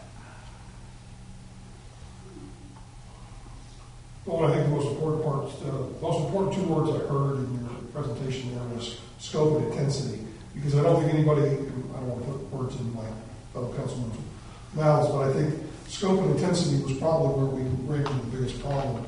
I don't think anybody has a problem with small-scale agricultural type improvements. They were just worried that the scope and intensity might balloon, if not kept in check, into a full-blown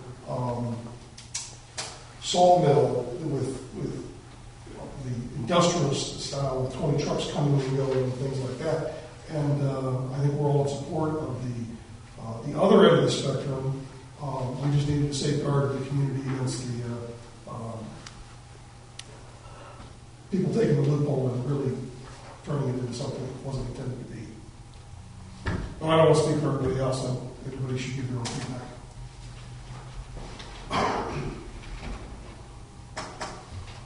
I must say, I still would like to see golf courses removed, not miniature golf courses by themselves, but golf courses. Okay. Yeah, I agree with that. The other one I had a question about, called out animal kennel and animal shelter, but not animal hospital. I think the planning board felt that that was an appropriate quasi-agricultural use, since one could use it for farm animal veterinary services. Even though a veterinary hospital would be allowed in other districts within the village. Yeah, I didn't see why it needed to be an R840 because you could have one elsewhere. That's what the planning board recommended. Is it allowed in other districts there? Residentially, no. Probably B1, not. B2, and L1. So it is allowed in the village. Well, that's conditional use. If agribusiness and agritourism are made special uses, are there any negative repercussions to somebody rezoning to RE40? Like, would that impact their house on the parcel or? Their house, I don't know. That's a totally different subject. The other one I had a question was animal supply store. Mm-hmm. I would not envision a PetSmart or a Petco sitting in RA40. I could see a farm animal supply store, that specializing in stuff for the larger animals, like a tractor supply store more, but I wouldn't want that out there. The definition of animal supply store as defined in the ordinance is a retail establishment whose business is limited to the sale of supplies, e.g. feeds and pharmaceutical and equipment, e.g. bridles or wire related to the keeping of horses and farm animals. I'm probably not going to be going in there to see if they have dog food as well as horse food, but the intent is for it to be for farm animal supply. Do we need to specify what a farm animal is? Because dogs and cats are little on farms too. They sure do. With a purpose, I'll say. Fish would maybe be a bridge too far.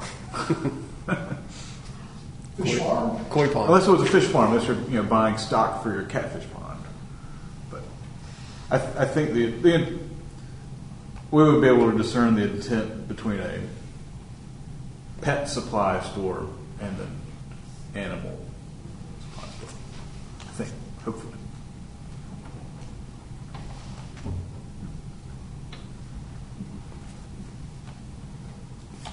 And why was bread and breakfast left in? I'm sorry, what was that? The bed and breakfast? That was their recommendation. I don't have any issue with that. Well, I don't see why it needs to be there because you could have it in residential or, right?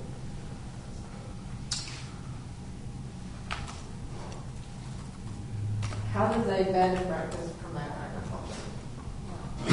Going to grow some crops while you're staying? Well, again, to Lori's point, it is allowed in Yes. R80, R80, R60, and RA40. Yeah. And as a conditional use in R40, R20, and R20. Yeah, so I'm like, that's why I was kind of to the point of thinking about it as embracing agricultural, that to bring back from the valley, I don't really see that as, all right. Thing, especially when it's long out, it's not elsewhere. Well, I think there was some confusion among the planning board about things being,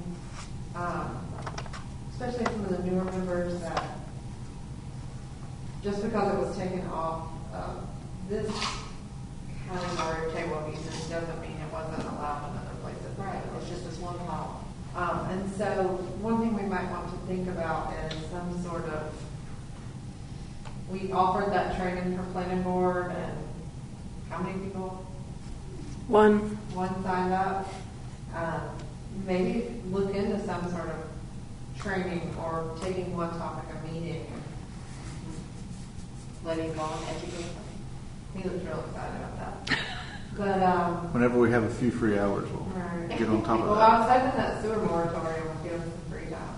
But or like look into something, and maybe we make it a required training.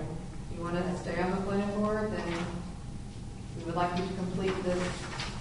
I mean, I'd be happy to do it too. I mean, it won't hurt me. But like something to help maybe some of the discussions go somewhere there. And even if there's just some way that the training materials or the document, like the textbook, if you will, that's shared in that type of training, could be shared with people. Or something of that nature that's like, yeah, welcome to the planning board, you need to read this stuff. If there's a training available. So maybe we could look into that webinar or what it is that people are doing and see if there are other options that maybe, I don't know. I think it's more our ordinance than overall training. And they used to get the ordinance books. And we did just get the update of everything, so we're all up to date and it's a little easier to use. Maybe we should have the books for them to use at the meeting to go through things. I don't know how many of them really go online and look. I don't know. It's frankly pretty hard to do. Yeah, it's not an easy. It is not easy to do. And even just reading in the book, sometimes it's hard to do, the way the titles run and everything else, and just kind of... I'm not sure they really know what is a special use. What does that mean? It just means there's 5 findings of facts. It doesn't really mean much. We'd be happy to do something, but I want to make sure it's meaningful. We can. I think the training that how long was the training that Adam gave online? A couple hours.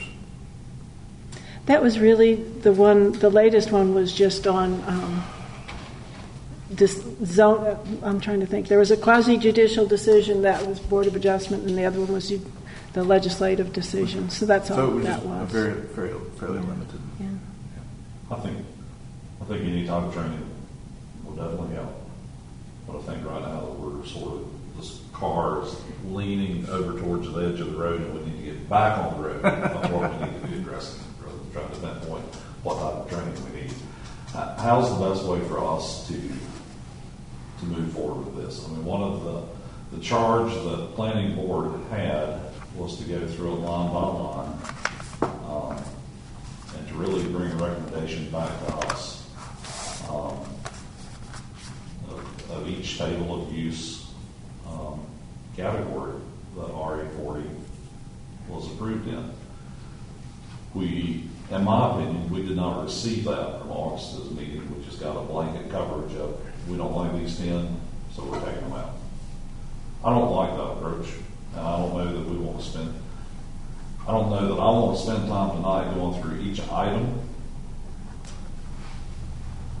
but I don't know that I don't know if we have any other option, because it seems to be, I mean, Mike, back to your point, our concern is, my concern was, and I mean, you hit the nail on the head, scope and intensity of it all, and how something could be approved, and then it'd be a loophole for something that we don't want to happen. I think there's valid uses handful of uses that we can say, right on, we don't have any problems whatsoever. I think there's some that we need to clarify. We need to have either supplemental requirements, special uses, whatever. And I think there's some that don't need to be in there at all. But I don't know of any way for us to do that without going through each one. Let's do it. I don't want to send it back. Come back twice. Yeah. You got the list pulled up? I think the other piece is just understanding the by right within this category of RA40 versus going the supplemental use, special use permit. Special use permit. Just looking for some guidance on when we should not think about it being special use, but just by right. Is there any words of wisdom along?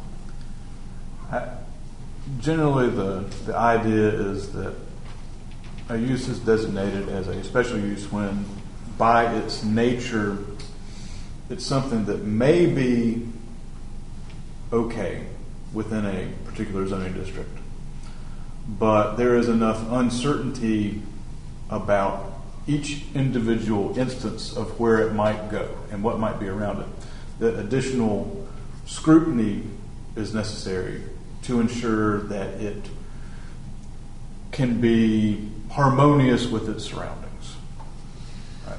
And that the applicant has to demonstrate through competent evidence presented by them that it is harmonious with the area around it. Because it could be something, if it was smaller, it would be okay, but if it's bigger, then it's not okay. Just the use itself. A small animal hospital versus a very large animal hospital. Or a small animal supply store versus a very large animal supply store. Etc. Okay. Then building on your point, Lord, what's the difference between a special use permit and a use permit is subject to certain pre-established specifications or supplementary regulations? Right. That just means there's a few extra things that might be required to do it, but you can do it as long as you do those few extra things. And they don't have to come talk to you. So I could do my animal supply store that might be 500 square feet or 5,000 square feet because it says it's okay. But if it were a special use permit, we'd have that ability to say, no, that 5,000 square foot, which is probably the wrong size, but isn't in fitting with the surrounding area. Right. Some sort of The scale is inappropriate for the surroundings. But we could say, but your animal supply store that's 1,500 square feet doesn't bother us. All right. Right.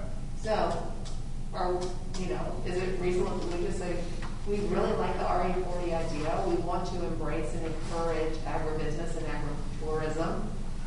However, because all of these items could be rather broad, especially as they get to the scale and intensity that they're all special use. I don't even know if that's a thing that's ever happened, but so the council has enacted, as of now, regulations that allow the unfettered development of many of these things in the RA40 district. And I think some of them, when the planning board was looking at it, their approach to reviewing it was more looking at it from the perspective of what is an appropriate RA40 use, not what might not be good if it was too big that went there. And while that may be a little bit more simplistic, it's probably from a practical standpoint not a bad way to approach it. We allow many things in many districts that there's no size limit on or anything like that. The RA40 district, it's been around for a while, I guess, probably a long while. It's probably, if the village had ETJ, and a lot of it, it would be a great thing to have. Most of the RA40 land that exists now, people have been, like I said, calling me up, talking about building houses on it. So it might be a moot point in most instances, a lot of instances within a fairly short period of time. The land's probably most of it's more valuable for houses than it is for an animal supply store. Yeah, I don't think there's any doubt in that. So when the planning board was looking at it, they were more looking at it, well, microbrewery, don't want that. Mini golf, don't want that. I think since some of these are really going from residential to some aspect of commercial, that, maybe that special use permit is more appropriate here than you would in a straight residential. To get to that size and intensity, that we say, okay, an animal supply store is okay, but we want to have the details to make sure it fits in with the surroundings of what you want to do. That's just a thought. And yes, I still think there's some of the effects out on what they recommended. I don't want to argue on anymore. I was under the impression that if there was any questions related to this, that we would have discussed them amongst ourselves prior to coming to the next meeting. I thought we were just coming tonight to rubber stamp this. I didn't realize we were going to have to go line by line and go through this again, because I thought if there was any objections, we would have raised them before sitting here tonight. Well, no, we were supposed to bring them tonight to discuss. All right.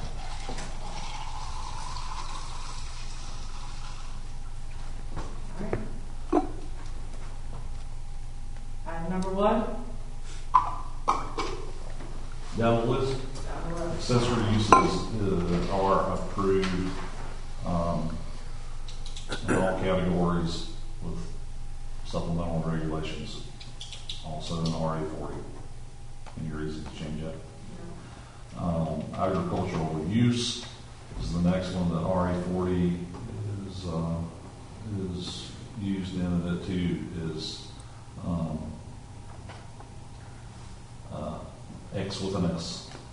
And that X with that is conditional or use That- of recommended conditional? Yeah. And I don't know what those standards are, but there's something.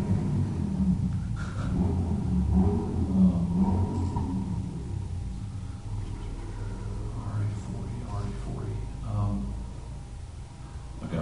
Agribusiness is listed with excess. That should be. Conditional. Agritourism is by right with supplementary regulations. Conditional, whatever program. Special use. Thank you. I was trying really hard to stop saying conditional.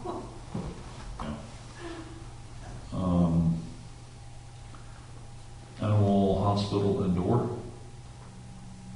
is currently listed as by right with supplementary regulations, and the only other zoning categories that is accepted in is B1, B2 as a conditional use, special use, and L1 is a by right. It seems like if it's conditional in B1, B2, maybe it should be here as well. Okay. So that's an SUP instead of conditional, right? Same applies for animal hospital outdoor. What was the one before animal hospital outdoor? Indoor. Okay. Yeah. It's listed as conditional in already. It's listed. I'm sorry, it's listed as conditional. Yeah. Animal kennel, conditional use in B1 and B2, but it's by right with supplementary regulations in RA40. But that was one the planning board said to strike in its entirety. Yeah, but I don't know that I agree with that. is an animal kennel? I mean, how many, if I want to build a kennel in my backyard that houses 4 dogs, is that considered? No, that would be a residential accessory. Okay, then where's the dividing line then? An animal kennel is a commercial enterprise where more than 6 dogs or other domesticated animals are groomed, bred, boarded, trained, or sold. So I cannot have a dog, an animal grooming business. Occasional breeding and offering the resultant litter for sale should not constitute the operation of a kennel. Okay, but again, I can have a grooming business. You could have a grooming, an animal kennel.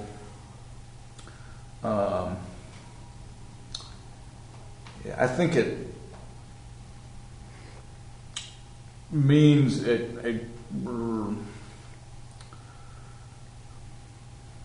place for the creation of new dogs, mostly, not for the grooming. A puppy mill? A puppy mill. I was thinking of animal kennel as more about. But it could be a boarding facility as well. Boarding of animals, not the It's not a animals. pet. It's not a.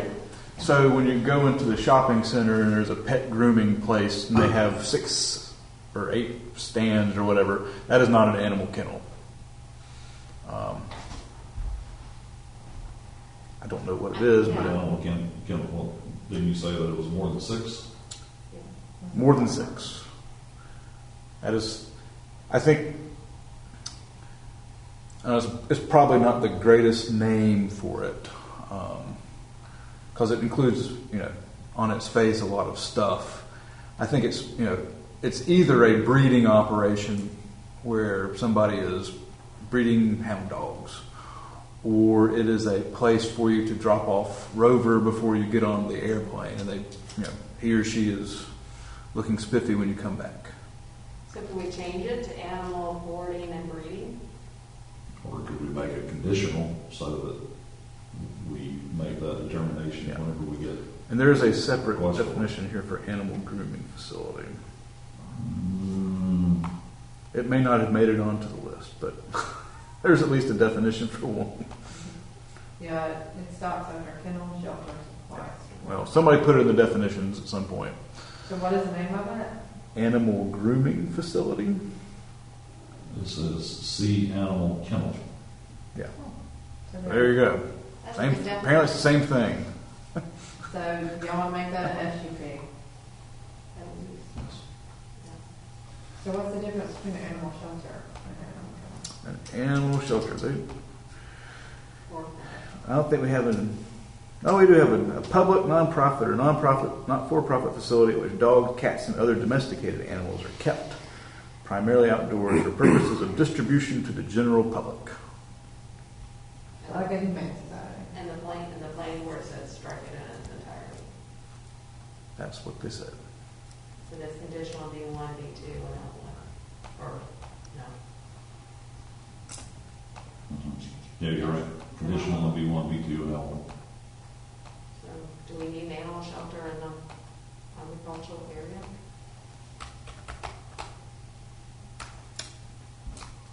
They're often located in rural areas.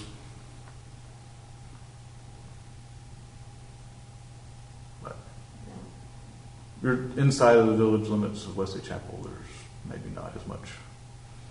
Truly.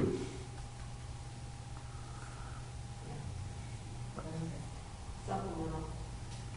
So what do we do there? SUP. Okay.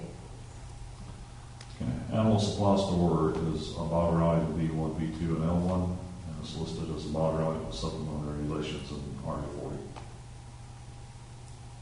I think this is one definitely the size and scale, so that should be easy for Condition, I agree. It's the bottom of page 2. Barns are listed as not right with supplemental regulations across the board. I don't think we have any problems there, do we? Okay. Bed and breakfast inn, conditional use in R40, R20, and RA20, and not right with supplemental regulations in RA. RA40, R60, and R80. I don't see how this encourages agricultural use at all.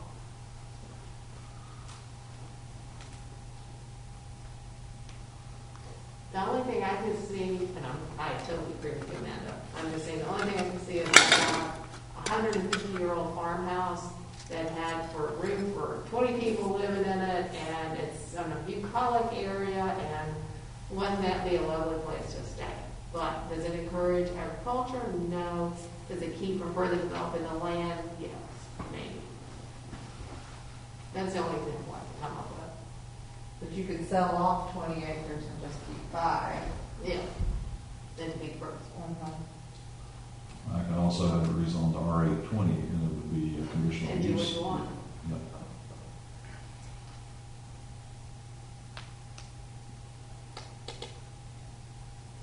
So, Again, I don't think we're going to have a lot of requests. No. I would say maybe conditional use. No. So you're making it conditional or special? That's my special? proposal.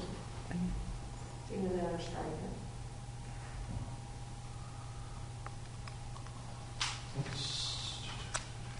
There should be your churches, places of worship, synagogues, and temples. Where's the beer and wine store? Well, it's not in there at all. Oh, So I just saw it in the other column, sorry. The next one should be churches. Yes. So I talked about this earlier with Bob, as long as we take out all the if we take out one kind of gathering space. If you take out If we take out churches. If you take out churches, you need to have no assembly uses in the district at all. So no churches, no. No community centers, auditoriums, performance halls. It's places where people might gather and express themselves. So that would mean churches, community centers, government uses, school for the arts, and sports instructional schools. I think those last two are a little bit more. The School for the Arts, maybe not as much discretion on. I'd probably take that out, but sports, probably less necessary. I'm okay striking all those. Mm-hmm. Me too. So what'd you strike? Strike This is community hard to centers, We'll go through them. Okay, you're gonna have this. Churches, churches, community centers, government uses, village owned and operated, school for the arts. and sports instructional, we said doesn't apply to gathering. We'll get to that later. Okay. Conservation subdivisions are listed as conditional use in both R40 and RA40. Country clubs are listed in RA40 as a conditional use with certain requirements. How is that not like a community center comparison? It's not a what? Country club. Country. But not. Isn't that similar to a community center?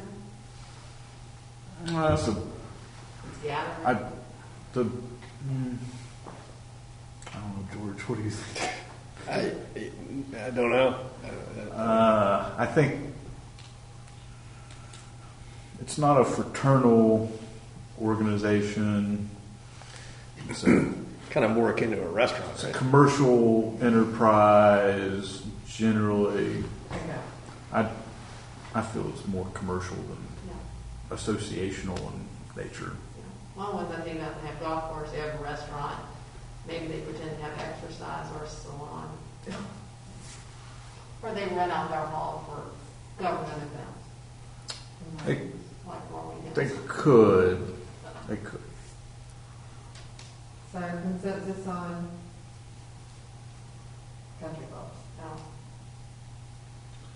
And it's listed as conditional use in all residential categories now. Right. I believe it is conditional use. To make it SUP. Yeah. I just want to be able to then take it out the churches and community centers. I don't think that's. Okay. Customary house occupation is used by right in all categories. Daycare, small group is used as right in all categories. associated with church or school is special use in all residential categories. If you're removing church, you would remove that as well. Yeah. Dwelling, of course, that goes into essential services. Are we okay just leaving all that as conditional use?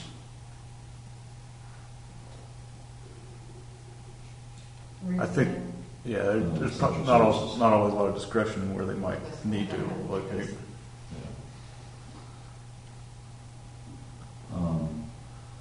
Family care homes for up to 6 clients.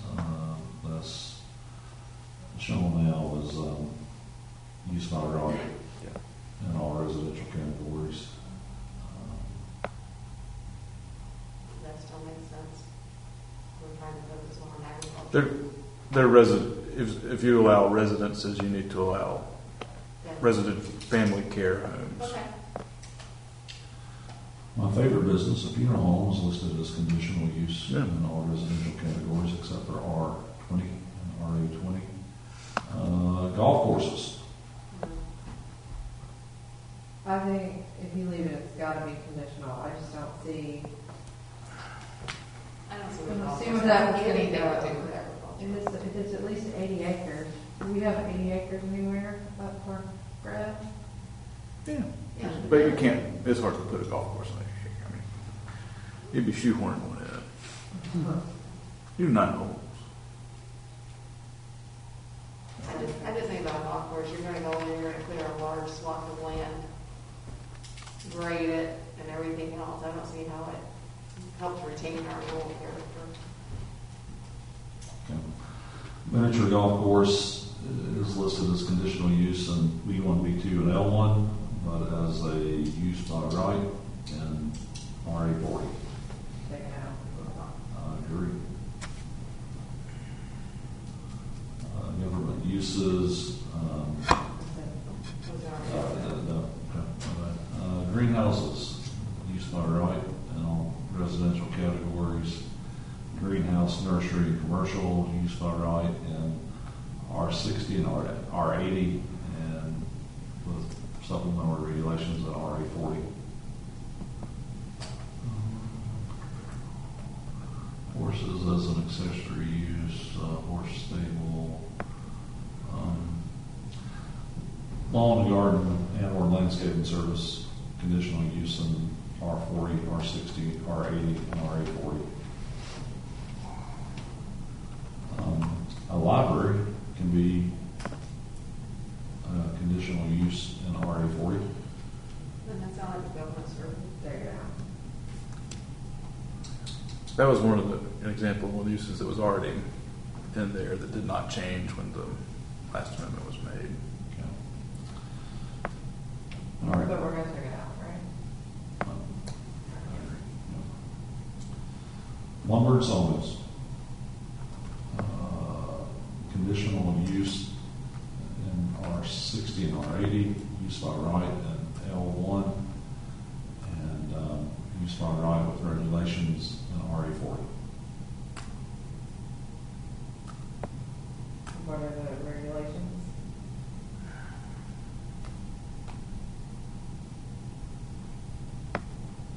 I'm sorry, what was the question? What are the regulations on a sawmill? Or something?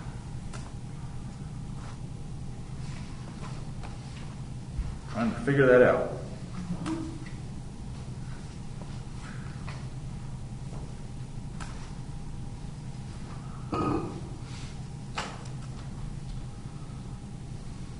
There don't actually appear to be any. Oh, well, that's a problem.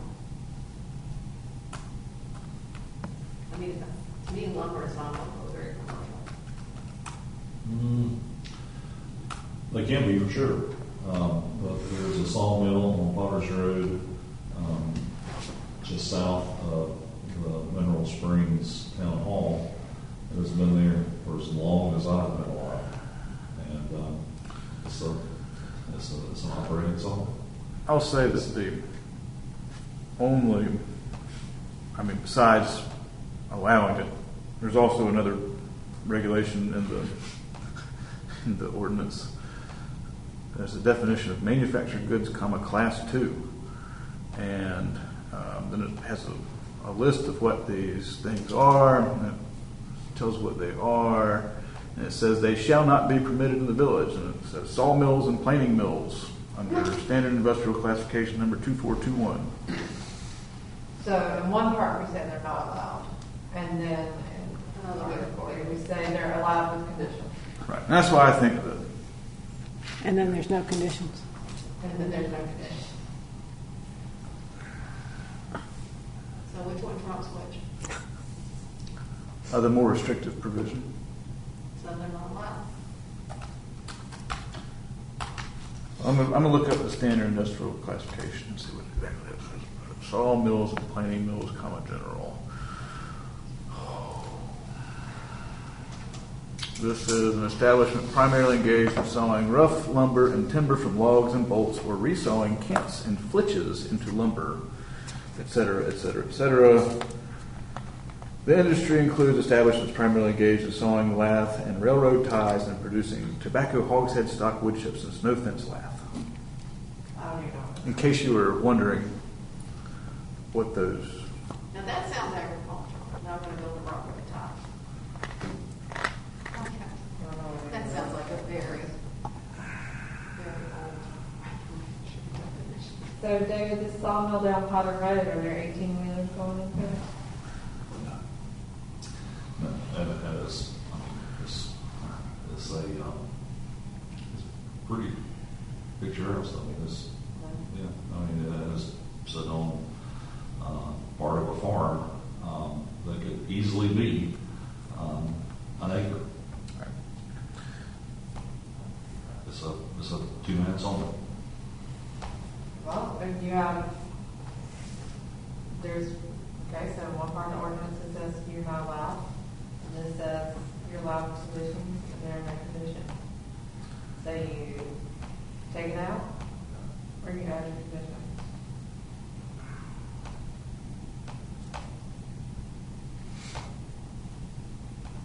And I think we've all said we don't mind what's going on Potter, and we don't want 18-wheelers. Sure. Yeah. Yeah. So how do you govern that? Taking it one, in my opinion, taking it one project at a time. Like that should be. So does that mean that we need to update the other?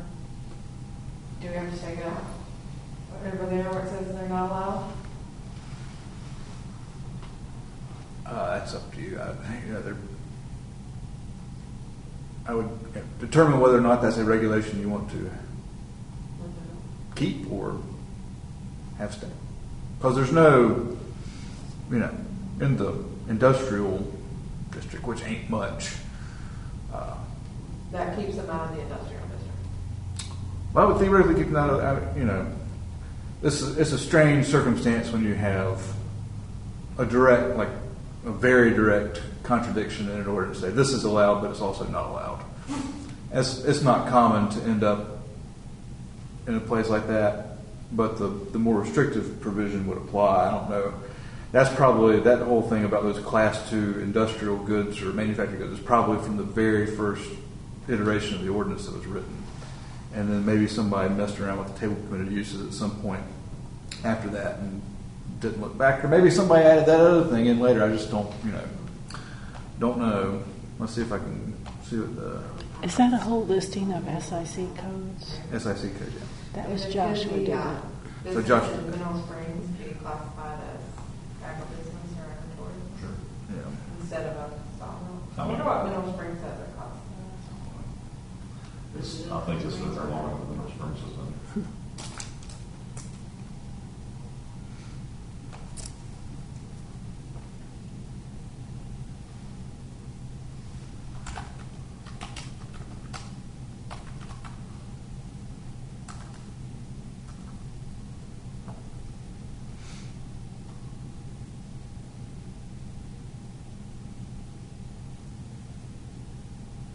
It's interesting because I think that the table permitted uses, it includes manufactured goods class 2 as a conditional use in the LI district.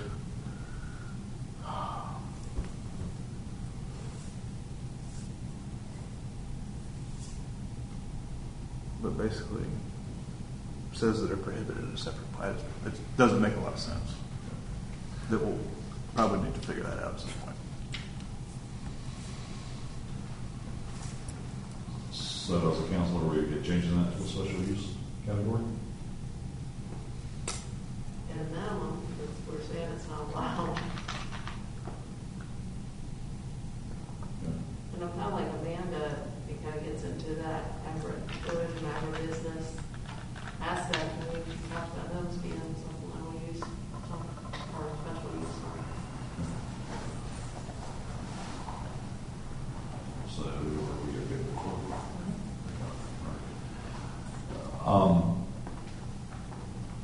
This is, Mike, as we sat through the August meeting. The I one wasn't thing- there for 100% of it, but I was there. The one thing that disappointed me was I had looked over the table of uses, and there's one glaring problem, and that is manufactured home. There's not a category in Wesley Chapel that manufactured homes are allowed other than RA 40. And if we'd have gone through this exercise without looking at these individually and voted for this, we would have opened ourselves up to having manufactured homes on anything that came through as RA 40. No, I agree. So, okay, now. So you have to provide somewhere for it. There's no place else. But I think manufactured home is different from manufactured home park. It is manufactured home park. It's listed as a special use in R80. Huh? We don't have any already. But we do have manufactured homes. You do have manufactured homes.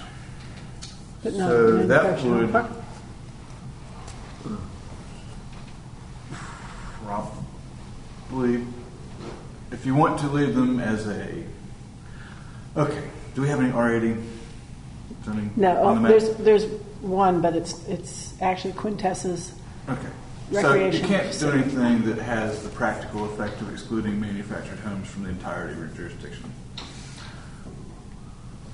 But do we have to allow it as a by right in any zoning? You do not category? have to allow it by right.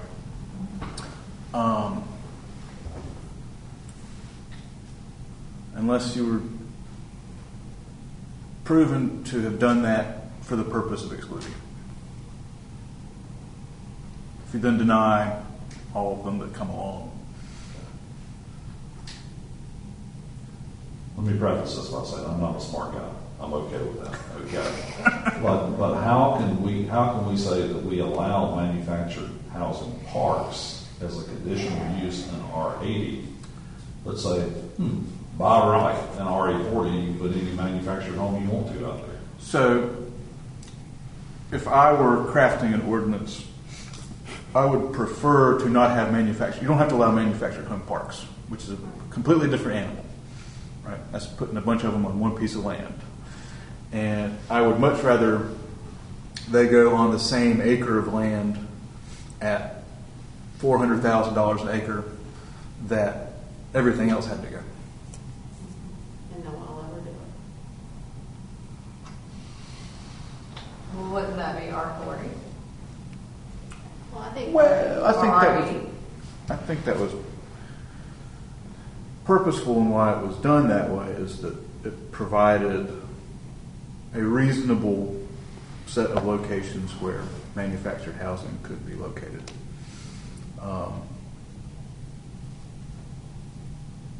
And did not erect any significant barriers other than, can't control the market. Land's going to sell for what it sells for.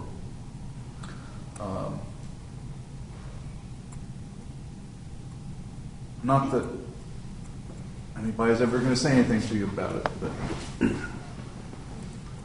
the general statutes say you can't do anything that has a practical effect of.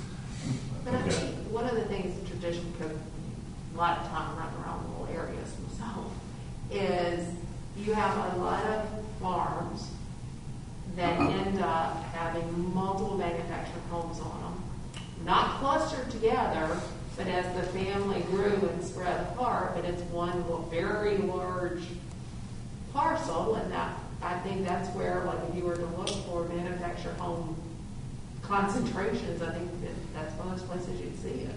But we would not allow that. They would have to be on their individual lots. Yeah. But I'm just saying, I think That's not uncommon in very rural Right. areas to see something like that. That's right. but if you can only afford a manufactured home, you can't afford a lot in Westwood Chapel, put it on, Unless you inherit it, that's probably right. unless you inherit it. But there have been some manufactured homes. Wasn't that across from Newtown Elementary. Wasn't that one lady, like the Cabarrus County Sheriff's, didn't they have a manufactured home? Yeah, she had a manufactured home, but then she was building a new home. No. That's an example of Yeah. where it could be. So, special use manufactured home in RA40? Is that the only place it would show up? That's up to you. I mean, Or we wouldn't exclude it? I'm sorry. We wouldn't be excluding it, we're acknowledging it. We would just then be looking at it in comparison to its surroundings. Well, again, it cannot be placed as our table uses state now. It cannot be placed anywhere in any other zoning category other than RA40. And you're advising us to not make it a special use.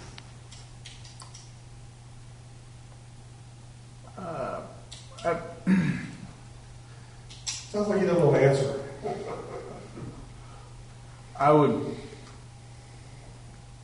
I think it's okay to do that if you really want to, but you just don't want to get in a situation where somebody's trying to make a point.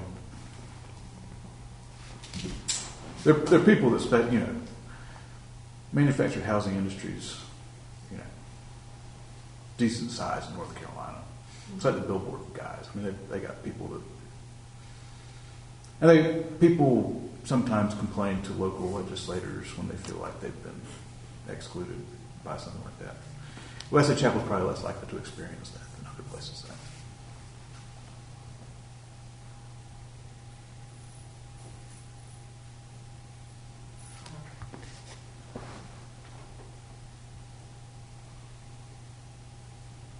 Council?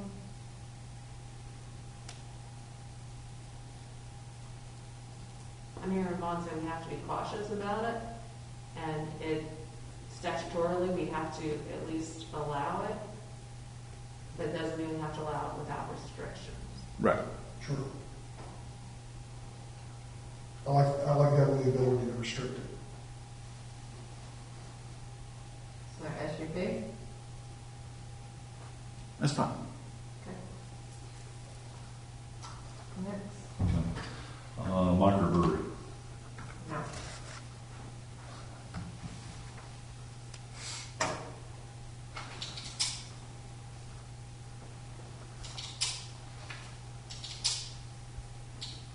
Agree? I didn't have a problem with it in there, but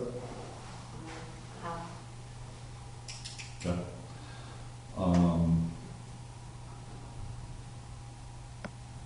Museum was listed as a conditional use in RA40, R40, RA40, R60, and R80. Keep it consistent, I guess.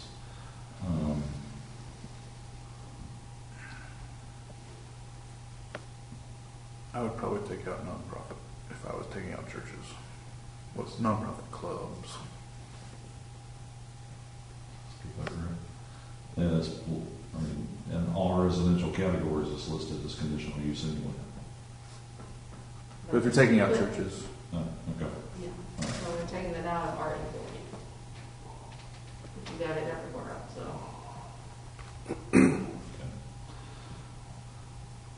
Produce stands by right in all residential categories. Public safety station is conditional use in all residential categories.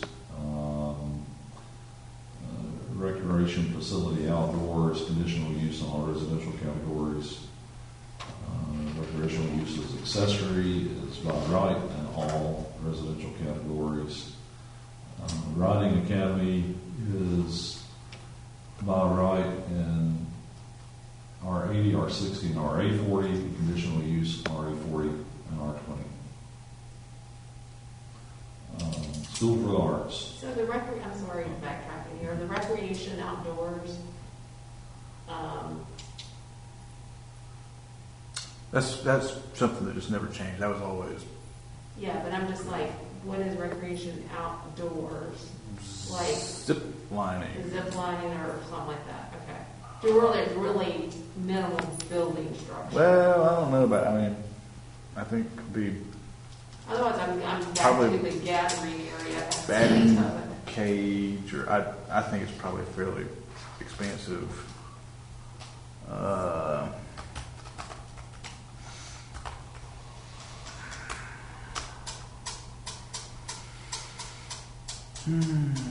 Paintball, airsoft, or laser gun facility. Public or there we go.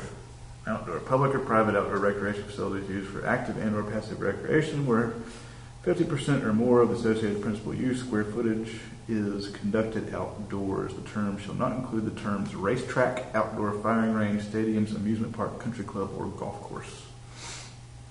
And so everything that is not those things is included.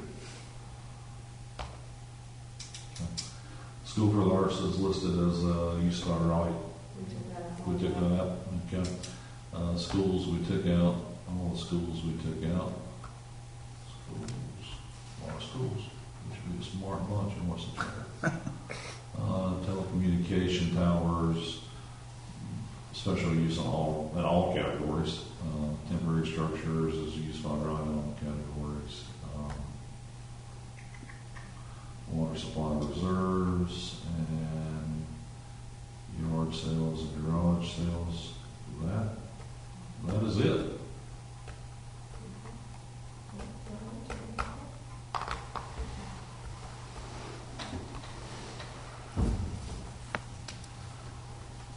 That does mean on the following page, well, we also, we made conditional for animal kennel. And agribusiness is conditional, okay?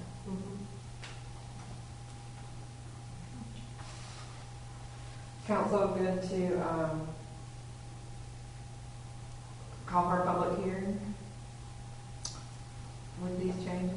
You can go ahead and call for public hearing. I need to, since this is very expansive, I need to take it back to planning board in a couple of weeks and get them to make a recommendation on it. But if you want to go ahead and call for the public hearing for your next meeting, you can go ahead and do that. Okay. So I'd like to call for a public hearing for our next council meeting, which is October the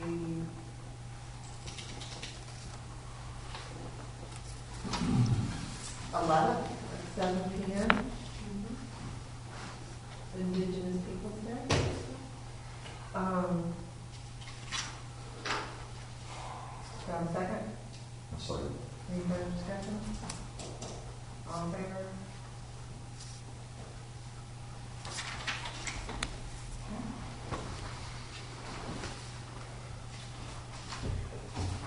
All right. So we have continued the public hearing for RZ 21-01. So I need to reopen the public hearing? Or It was just, I mean, it was never closed, right? Right. Yeah. are we just on it? Yeah, you're just moving on to that agenda item as it was never closed, just continued. All right. Do they have to say they're continuing it to next month? Oh, I'm sorry. What's going on? You want to continue it to next month, right? The Now I was public, gonna talk about it. the public hearing. Well, we're calling for the public hearing for the change to the RA40. But I mean for the rezoning one, do you want to leave it open till next month? Well, I was gonna give council a chance to talk about it if they wanted to. Do we need to talk about it more than on the facility? All right. And it's up to council.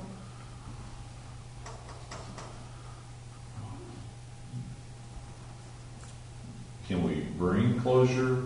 You can bring to closure. zoning request? At any time you like. But if you approve it tonight, it would be with the existing uses. Right. Oh, Copy that into the function. Yeah. all right. Okay.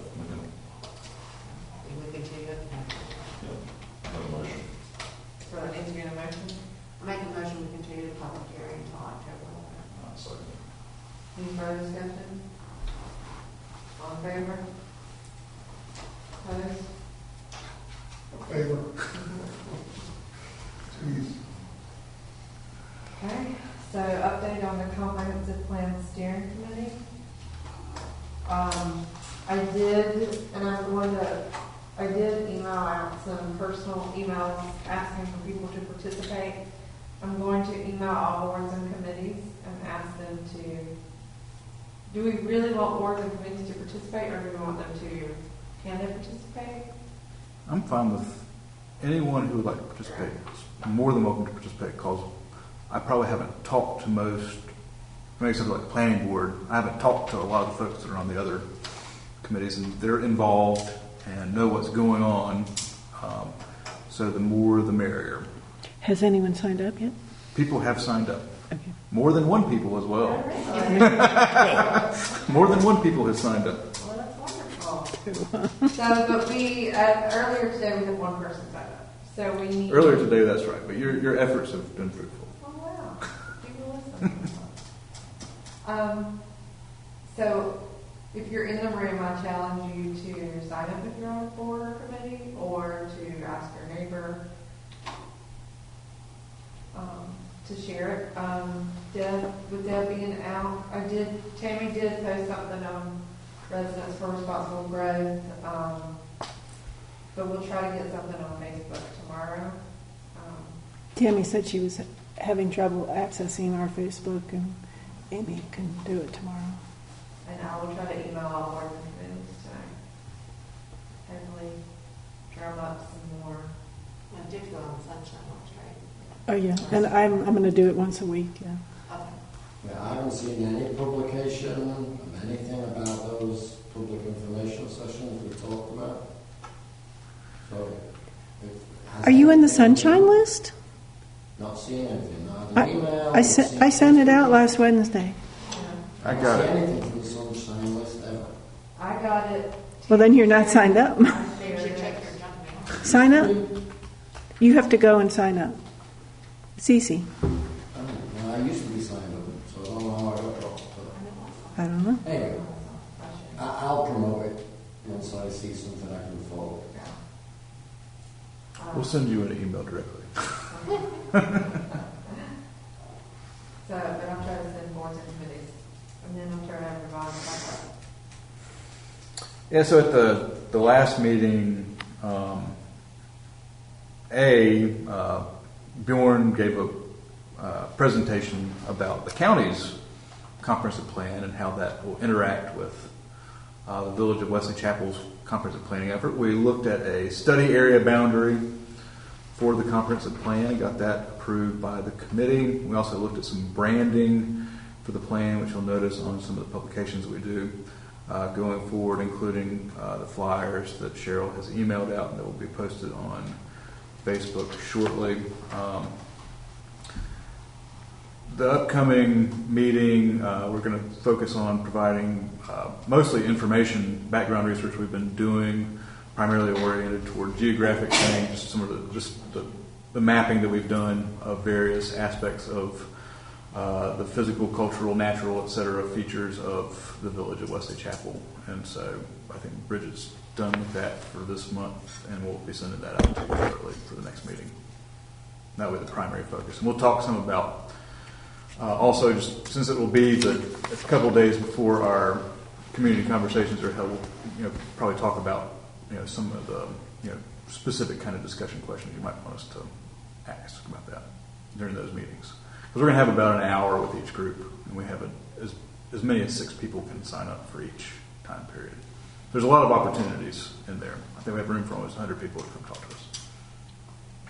Vaughn, do you want to cover for council the discussion from the county about the plan on zoning relative to donut holes and neighbouring properties and how they will deal with the annexing, because I don't like your zoning regs. So one of So the adoption of the county's comprehensive plan takes some of these policies they've been discussing at their level and makes them, actual policy when the planning department or the planning board, the county commissioners are interacting with property owners, and so we have drawn to that end. We have drawn a fairly expansive boundary in the directions that we can go outside of Wesley Chapel to account for situations that may be occurring around us.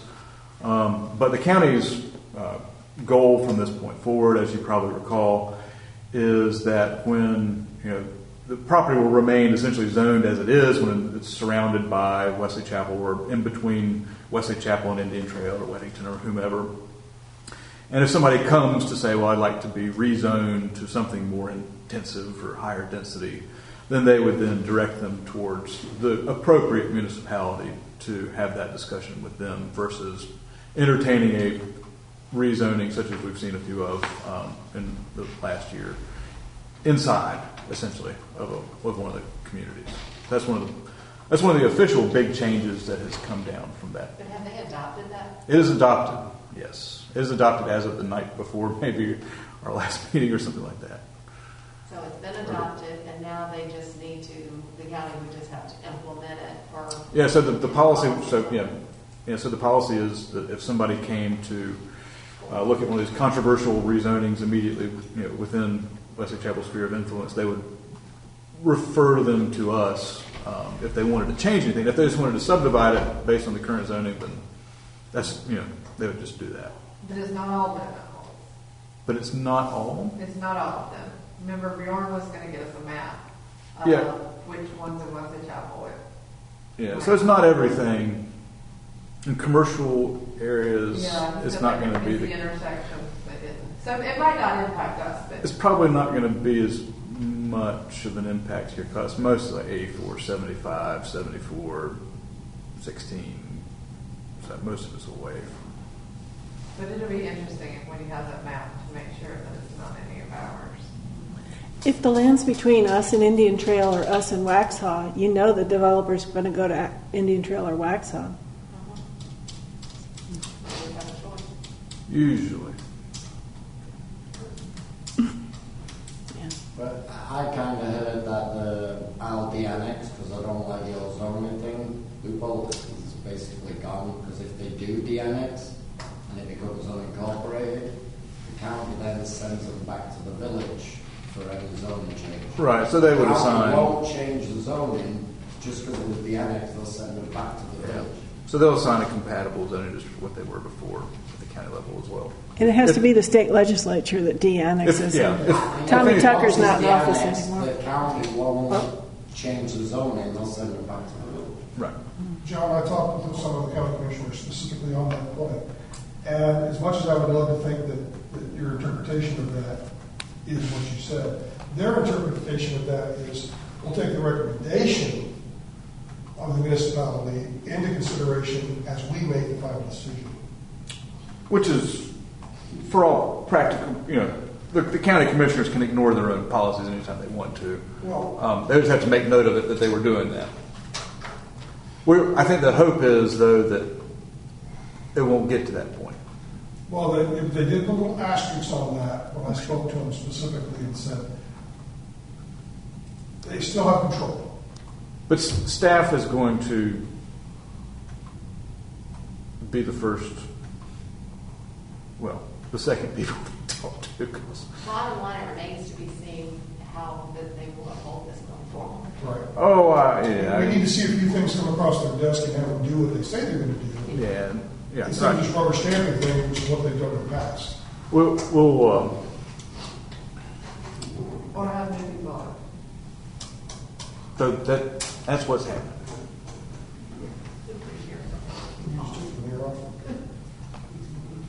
But at least it's encouraging. I mean, that's more than they've been willing to do in the past, to come to the table and consider what we're on at all. I mean, Yes. there's progress, baby steps. Completely.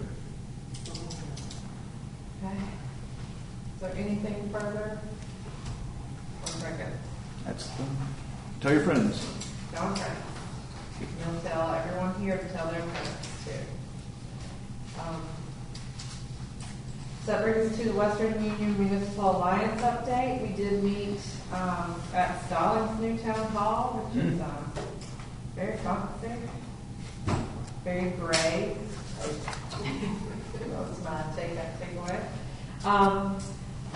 They, trying to read some things. They are still like kind of confused about their money and what they might do with it. Some are still maybe hinting that they aren't going to take it.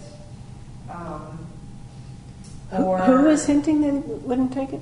I mean, Weddington. Mineral Springs is also considering not taking. Mineral Springs got their money. But they did talk about maybe some kind of exchange with the county, like, hey, you need money for water and sewer, we need sidewalks, like some sort of agreement. They don't know if that's possible. David Willis was there. He did talk about not rushing into a decision, especially if you are, if there are things that you want for roads. Something about there might be money coming out of the pipe for transportation expenses.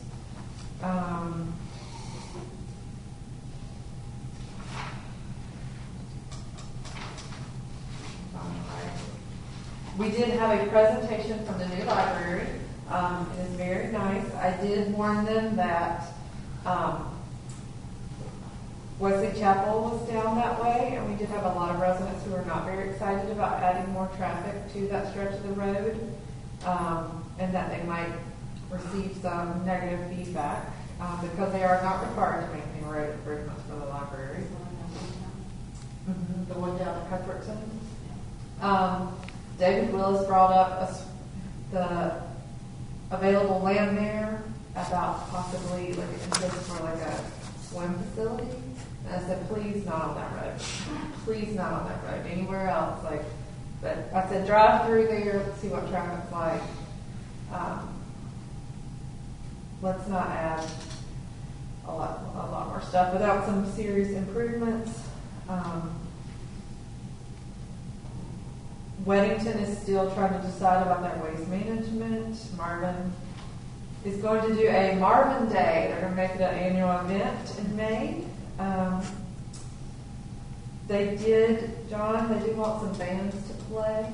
So if you're interested, you might want to reach out to Marvin's mayor. Tell me to play at ours, or send them any bands that might be interested. The library is going to start their capital campaign soon. And they were not shy. They did say they would be asking us for money. They will have a sidewalk that connects to the school, a separate meeting room. The library will be done in 3 phases because they don't have the money to do it all at once. It's going to be on 15 acres, closer to Lawson than the school. It's going to have a drive-through window, with steam rooms, study rooms. Did you say Steve? I mean, you're like a science technology. Oh, yeah. I just said Steve. No, it was called. That's If old you guys. That could get creepy. It wouldn't be good for That would get creepy. They're charging by the hour for the steam room. Science, technology, engineering, art, and mathematics room. She said the school board gave them the land in exchange for space inside. So, what's exciting? They did talk about Airbnbs and the limited regulations from a state perspective. And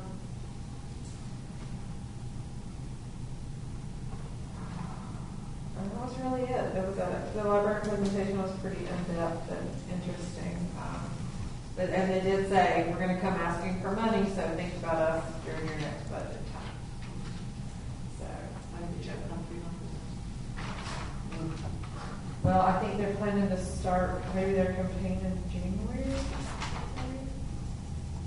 So, and I think it's $1.5 million is their capital goal. If anybody's interested in having some things named after them, I can send you the prices. Just kidding. They did say they're going to have their pricing plan points for rooms and all that stuff done soon. But it was a very interesting meeting. Exciting. I have pictures if you would like to see them at any point. And that's it. For Is the next meeting here? next meeting is here. It's like in a week or so, right?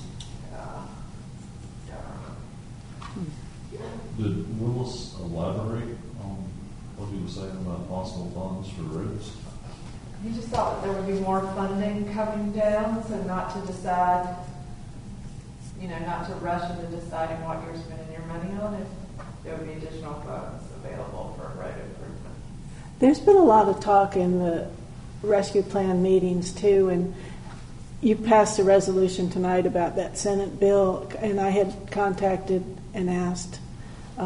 It was actually the planner who's organizing all the different towns, whether they would be approving the budget before this meeting, and they're waiting. They're not expected to approve the budget until October. I'm not sure what they're going to do, but yeah, there seems to be some questions about whether there's going to be incentive monies, and I'm not sure what exactly they mean. Could be interesting.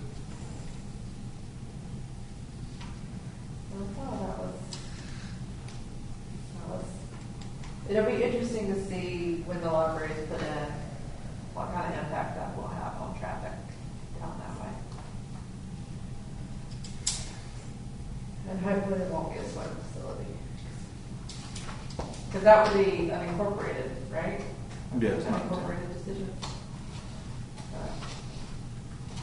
So that brings us to our closed session for attorney-client privilege. Does everyone want to stay, or do our residents continue what's going on?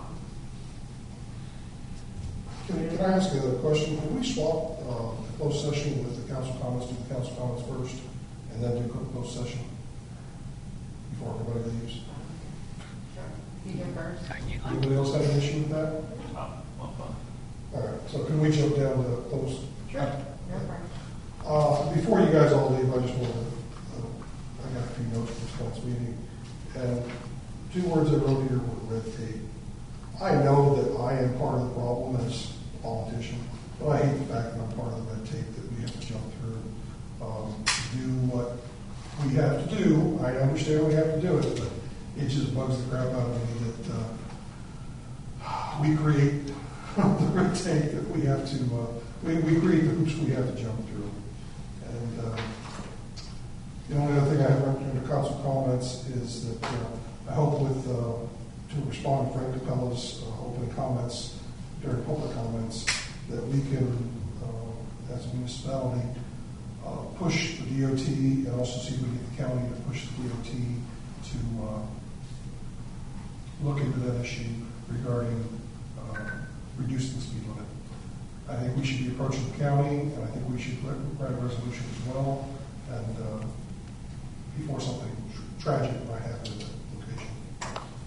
So, just wanted to go on record with those 2 items. Sure, I'll go next. Well, one of the things that we have been trying to work on with my company is both tactical and strategic planning. And Mike, your point, I was thinking along the same lines as you were making your comments. Prior to making those comments, is you guys have heard me say, especially on a planning board, that I feel like less government is better government. But I also feel like that in certain cases we've got to take tactical steps in order to make sure that strategically as a village we're looking after the best interest of the village. I don't like the tactical steps. I'd rather look at it as a strategic point of view and then let everything else sort of flow down and hope that it falls in the right holes. But unfortunately, that's not the way that it happens. And I agree, tactical steps are tough. Dragging issues out are tough. I don't like doing it either, but I'm not saying we don't have to do it. I just hate the fact that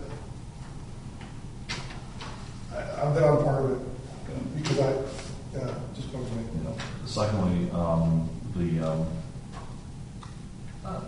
know it may inconvenience Brandon, but I like having him here on a quarterly basis just so that we keep the pulse of what's going on. I mean, after he finished his presentation, I said a quick prayer just saying thank you for us not having the problems that seem to be surrounding us in all other areas.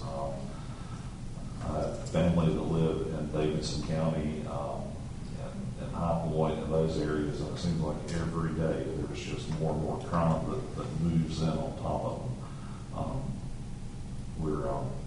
We're blessed by not having that problem now, and I challenge us to do do as much as we can to make sure that we don't have to deal with those problems, because once they start, it's hard to get them under control. That's all I got.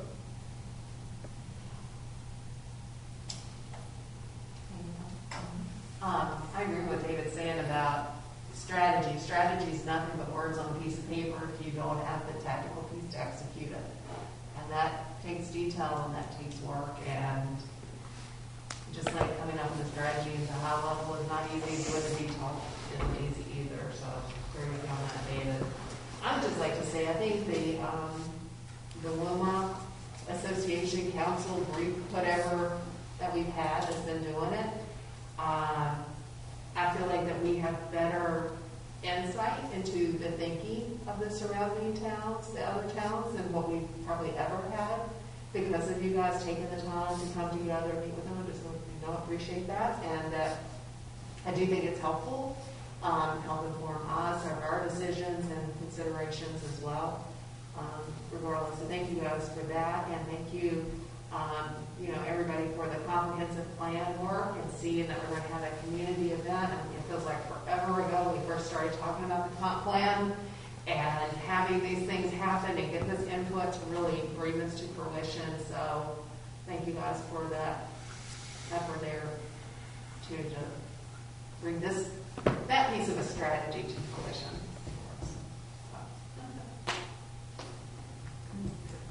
I'll just say, as frustrating as we are, just be patient, we're working.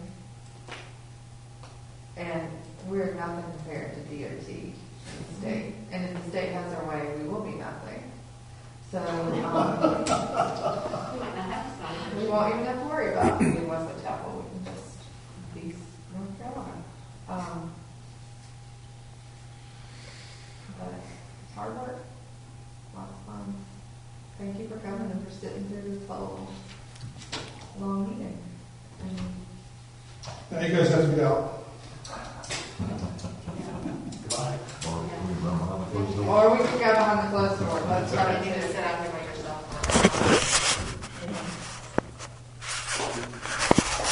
You have the closed session? I don't know, do y'all need me? Yeah. Yes. Then I won't ask Email me. I have a question for him, I'll leave it till later. Call me or email. All right, yeah.